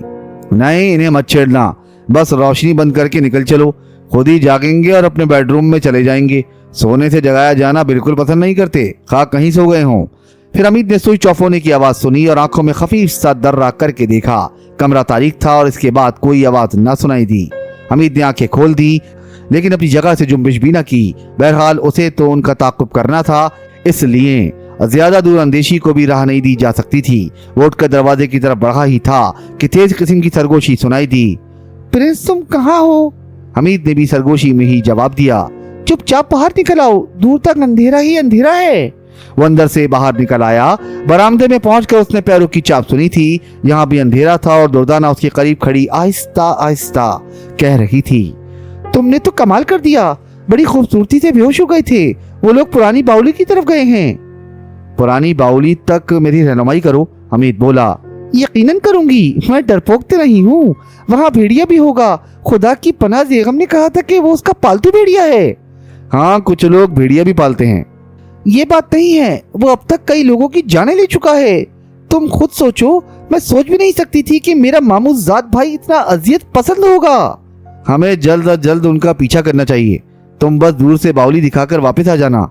ये नामुमकिन है, मैं भी चलूंगी, पूरे इंतजाम के साथ आई हूँ। मेरे थैले में टॉर्च, पिस्तौल और वाफिर तादाद में कारतूस मौजूद हैं। बेबी कान, वहाँ गोलियां भी चल सकती हैं। पिस्तौल और कारतूस नुमाइश के लिए नहीं लाई। चलो जल्दी करो, मेरी स्पोर्ट कार बाहर मौजूद है। वो आम रास्ते से गए होंगे, मैं दूसरी तरफ से ले चलूंगी। ये और भी अच्छा होगा। कुछ दूर चलकर स्पोर्ट कार कच्चे रास्ते पर उतार दी गई। दुर्दाना खुद ही ड्राइव कर रही थी और हमीद सोच रहा था, काश वो सचमुच उसकी चचाजाद बहन होती। ड्राइविंग के मामले में भी बड़ी निडर लड़की थी। अब मुझे महसूस हो रहा है कि ज़ेगम बड़ा कमीना आदमी है, और मामू जान को क्या कहूँ। लेकिन ये बुरी बात है कि ज़ेगम ने भेड़िया पाल रखा है और ये मशहूर करा दिया है कि वो दादा जान वाले भेड़िए की रूह है। आखिर उसने ऐसा क्यों किया? देखो, जगलर की टोपी से क्या बरामद होता है, पता नहीं बाउली में क्या है जिसे महफूज रखने के लिए वहाँ एक भेड़िया जरूरी समझा गया। क्या मैं गलत कह रहा हूँ? तुम ठीक कह रहे हो, वहाँ जरूर कुछ है। और वो बूढ़ा मर्दूद मेरी शादी कराने नहीं आया, बाउली ही की कुछ बात मालूम होती है। शादी की बात ना करो, दुर्दाना गुर्राई। मोहब्बत करूं? बिल्कुल खामोश बैठो। क्या तुम अब तक मुझसे नाराज हो? मैं सारे मर्दों से नाराज हूँ। हमीद फिर ना बोला। गाड़ी कुछ देर बाद रुक गई और दुर्दाना ने हमीद से उतरने को कहा। वैसे उसके लहजे से हमीद ने अंदाजा कर लिया कि वो उसके इस तरह खामोश रह जाने से किसी कदर नाराज है। तुम मुझे बाउली तक पहुंचाकर वापस चली जाओगी, हमीद ने उससे कहा। बेवकूफी की बातें ना करो, तुम्हें वहां कदम कदम पर मेरी रहनुमाई की जरूरत पड़ेगी। तुम्हें भेड़िए से खौफ नहीं मालूम होता? तुम्हारी मौजूदगी में खौफ ना मालूम होगा। अच्छा अब खामोशी से चलो। दुर्दाना ने उसका हाथ पकड़कर एक तरफ घसीटते हुए कहा। बावली के करीब पहुंचकर वो फिर रुके थे। यहाँ दूर तक कदादम झाड़ियों के सिलसिले फैले हुए थे और बावली अभी उन्हीं के दरमियान कहीं पोशीदा थी। चारों तरफ फूह का आलम था। झींगरों की झाई झाई के अलावा और किसी किस्म की आवाज नहीं सुनाई देती थी। दुर्दाना ने टॉर्च रोशन की और हमीद को अपने पीछे आने का इशारा करती हुई झाड़ियों में घुस पड़ी। कुछ दूर चलने के बाद झाड़ियों के दरमियान ही उन्हें एक छोटी सी कार दिखाई दी जो खाली थी। ये ज़ेगम की गाड़ी है, दुर्दाना ने आहिस्ता से कहा। मारो गोली, तुम आगे चलती रहो, हमीद शानों को जुम्बिश देकर बोला। कुछ दूर चलकर अचानक वो फिर रुक गई और मुड़कर हमीद से बोली, भेड़िया कहाँ? मर चुका। ओहो, इसे मारा किसने? मेरी गन के छुरे उसके पाँव में लगे होंगे, लेकिन ये बड़ी गोली? हो सकता है ज़ेगम ही ने इसे खत्म कर दिया हो। एक अजनबी भी तो साथ है उसके। हो सकता है उसने बूढ़े समदानी पर हमला किया हो। उसे बूढ़ा समदानी ना कहो, जवान समदानी कहो, बहुत ताकतवर है। चलो आगे बढ़ो, अब तुम्हें आगे चलना चाहिए, मैं पीछे से रोशनी दिखाऊंगी। फ्रांस में औरतें आगे चलती हैं, मुझसे ये बेअदबी नहीं हो सकती। बातें ना बनाओ, चलो। वो पीछे हटकर उसे आगे धकेलती हुई बोली। हमीद पगडंडी पर चलने लगा। उसकी चौड़ाई 2 फुट से ज्यादा नहीं थी और दोनों जानिब उनके सरों से ऊंची झाड़ियां थी। दफतन हमीद ने जेब से वो स्प्रिंग निकाले जिन्हें नथनों में फिट कर लेने से दहाने की बनावट तब्दील हो जाती थी।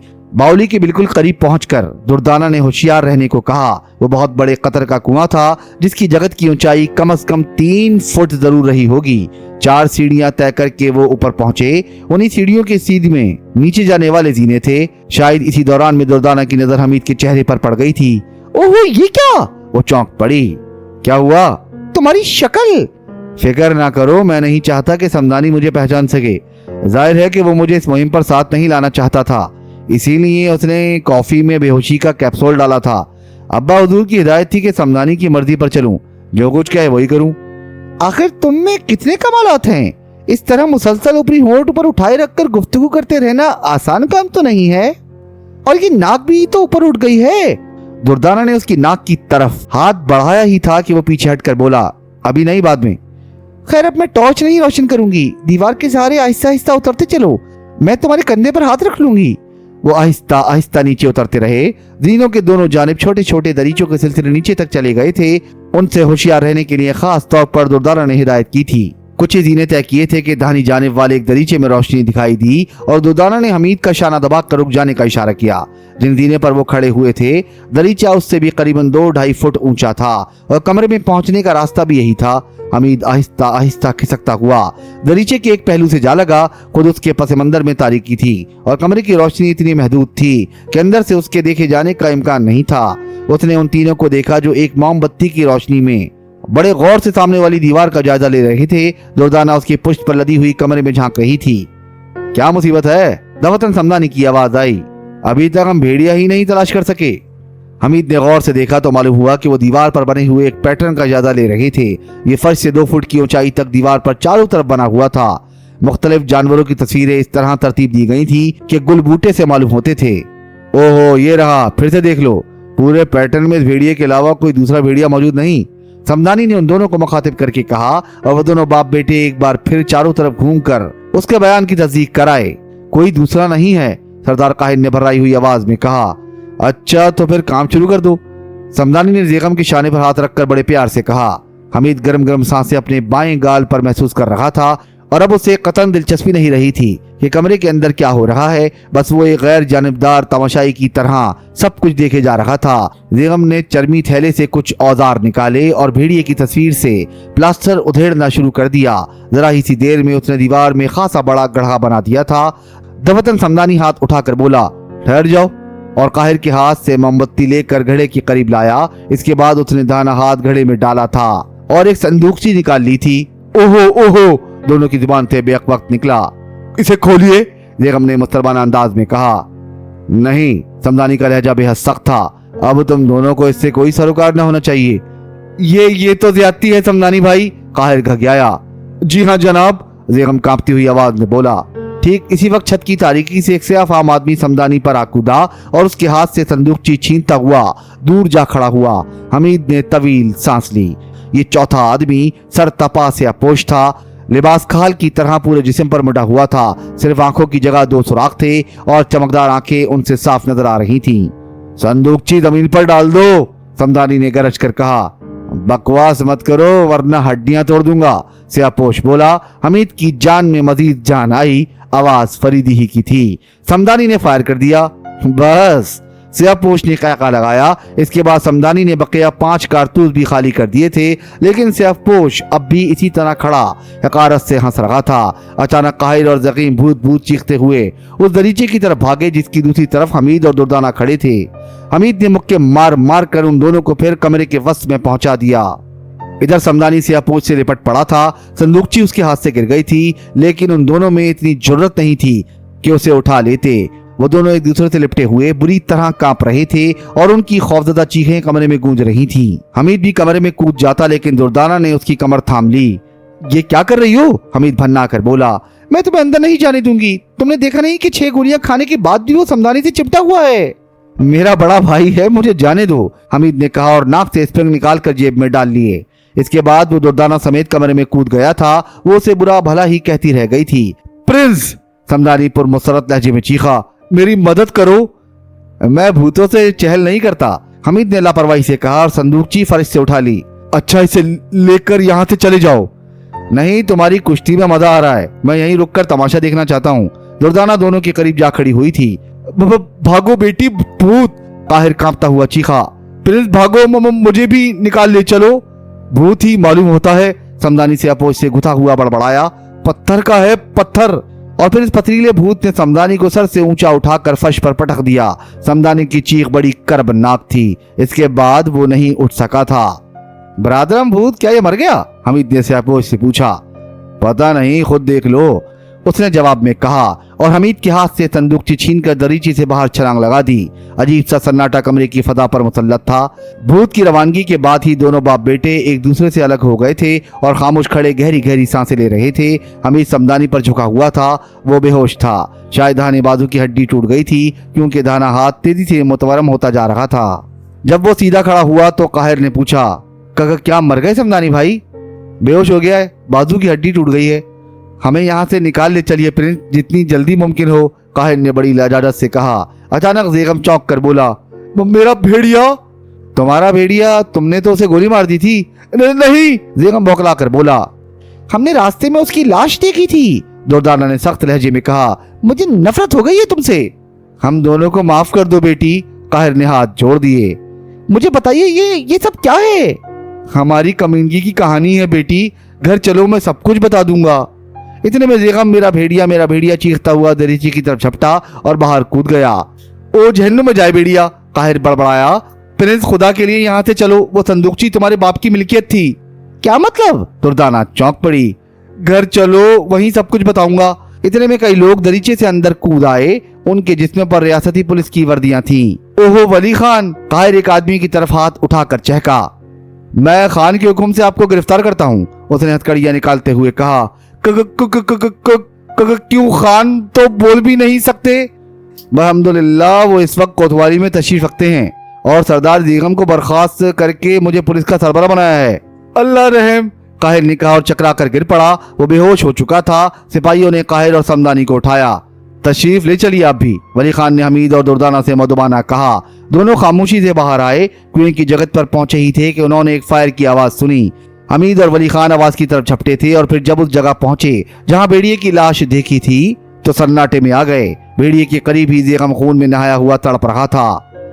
खुदकुशी जनाब, वली खान टॉर्च की रोशनी में उस पर झुकता हुआ बोला। रिवॉल्वर उसके हाथ में मौजूद है, धानी कनपटी पर फायर किया था। जालिमों पर अल्लाह है। महल पहुंचकर हमीद अपने कमरे में तन्हा रह गया था। दफतन पहली बार उससे अपने ट्रांसमीटर पर इशारा मौसूल हुआ। फरीदी उससे कह रहा था कि वो बहुत एहतियात से उसी जगह पहुंच जाए जहां उसने भेड़िए पर फायर किया था। एहतियात का मतलब यही हो सकता था कि वो छुप कर महल से निकले। हमीद ने उस हिस्से की लाइट ऑफ कर दी और सूटकेस उठाकर बाहर निकल आया। ऐसा मालूम होता था जैसे वो किसी कब्रिस्तान से गुजर रहा हो। बस वो अंदाजे से चला जा रहा था, वरना इस अंधेरे में ये पता चलना बेहद मुश्किल था कि उसने किस जगह से भेड़िए पर फायर किया था। अचानक किसी गाड़ी की हेडलैम्प्स की रोशनी की जद में आ गया। गाड़ी उसकी तरफ आ रही थी। कुछ फासले पर वो रुक गई और इंडिकेटिंग लाइट के जरिए इशारा मिलने लगा कि इधर आ जाओ। ऐसे हालात में ये फरीदी का मखसूस अंदाज था। حمید گاڑی کے قریب جھپٹا اور اگلی سیٹ کا دروازہ کھول کر فریدی کے برابر بیٹھ گیا۔ سمدانی پچھلی سیٹ پر پڑا کرہا رکھا تھا۔ اچانک اس نے کہنا شروع کیا، میری نیت بخیر تھی، میں اعتماد الدولہ کی امانت ان کے بیٹے تک پہنچا دیتا۔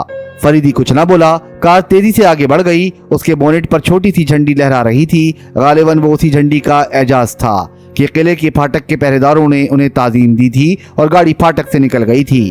صبح تک وہ شہر پہنچ سکے تھے۔ اس بار سفر کار ہی سے ہوا تھا اور فریدی ایک بوڑھے پولیس آفیسر کے میک اپ میں تھا۔ حمید کا خیال تھا کہ وہ خان ظفریاب سے اسی میک اپ میں ملا ہوگا، تبھی تو سمدانی کو ان لوگوں کی حراست سے نکال پایا۔ اپنی کوٹھی کے قریب گاڑی روک کر فریدی نے حمید سے کہا، میں تم سے بہت خوش ہوں، تم نے اپنا پارٹ خوش اسلوبی سے انجام دیا، اب جاؤ آرام کرو۔ وہ اسے گاڑی سے اتار کر سمدانی سمیت کہیں اور چلا گیا تھا۔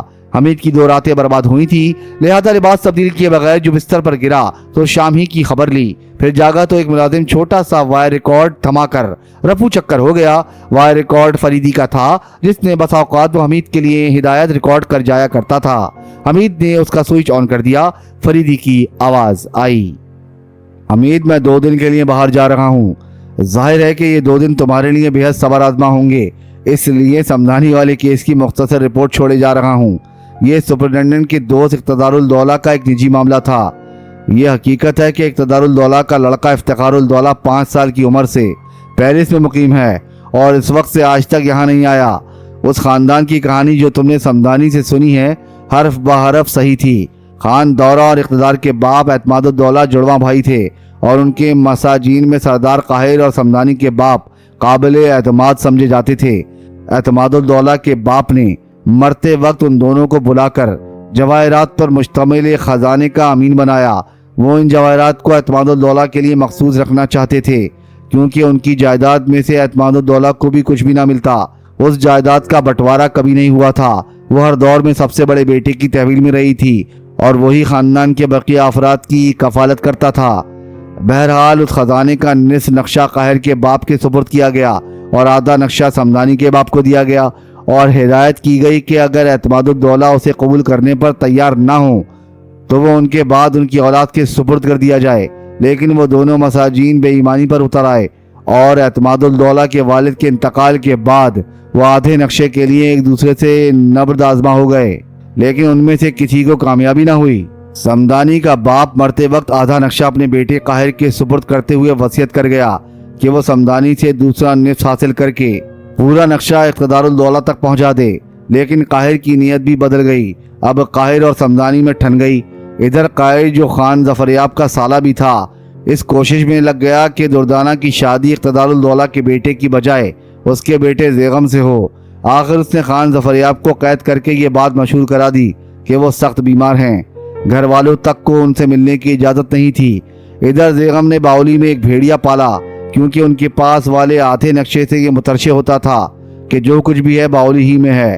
یہ بھیڑیا اس لیے پالا گیا تھا کہ سمدانی اور اس کے حواری ان کی لا علمی میں باولی میں داخل نہ ہو سکیں۔ ادھر قاہر کے باپ کا پیغام ملتے ہی اقتدار الدولہ نے سمدانی سے آدھے نقشے کا مطالبہ کیا۔ سمدانی نے اس سے لا علمی ظاہر کی۔ پھر بات اتنی بڑی کہ وہ اقتدار الدولہ کی ملازمت چھوڑ کر چلا گیا۔ ابھی حال ہی میں جب یہ بات میرے علم میں آئی تو میں نے سپرنٹینڈنٹ کو یہی مشورہ دیا جس پر تم عمل کر چکے ہو۔ اقتدار الدولہ نے سمدانی سے استدعا کی کہ وہ ان کے بیٹے کے لیے وہی روایتی فریضہ ادا کرے جو خود ان کے لیے ان کے باپ نے ادا کیا تھا۔ سمدانی کو منہ مانگی مراد ملی۔ اس طرح وہ خان دورہ کے قلعے میں بآسانی داخل ہو سکتا، لیکن اگر اسے اس کا علم ہوتا کہ قاہر پوری طرح قلعے پر تسلط جما چکا ہے تو شاید وہ ادھر کا رخ بھی نہ کرتا۔ میں خود بھی یہی سمجھتا تھا کہ خان ظفریاب بہت زیادہ بیمار ہیں۔ اگر ہم اس طرح وہاں نہ پہنچتے تو ان کی رہائی ناممکن ہوتی اور وہ موقع پا کر انہیں اس طرح ختم کر دیتے کہ طویل علالت کے بعد قدرتی موت کا گمان ہوتا۔ تمہیں ان حالات سے اس لیے لا علم رکھا گیا تھا کہ مختلف مواقع پر تمہاری حیرت صداقت پر مبنی ہو، ایکٹنگ نہ معلوم ہو۔ سمدانی بہت چالاک ہے۔ تقریر ختم ہو گئی اور حمید نے ریکارڈ آف کر کے سر کھجانا شروع کر دیا۔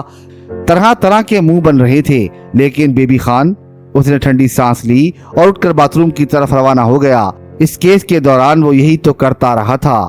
تمام شد۔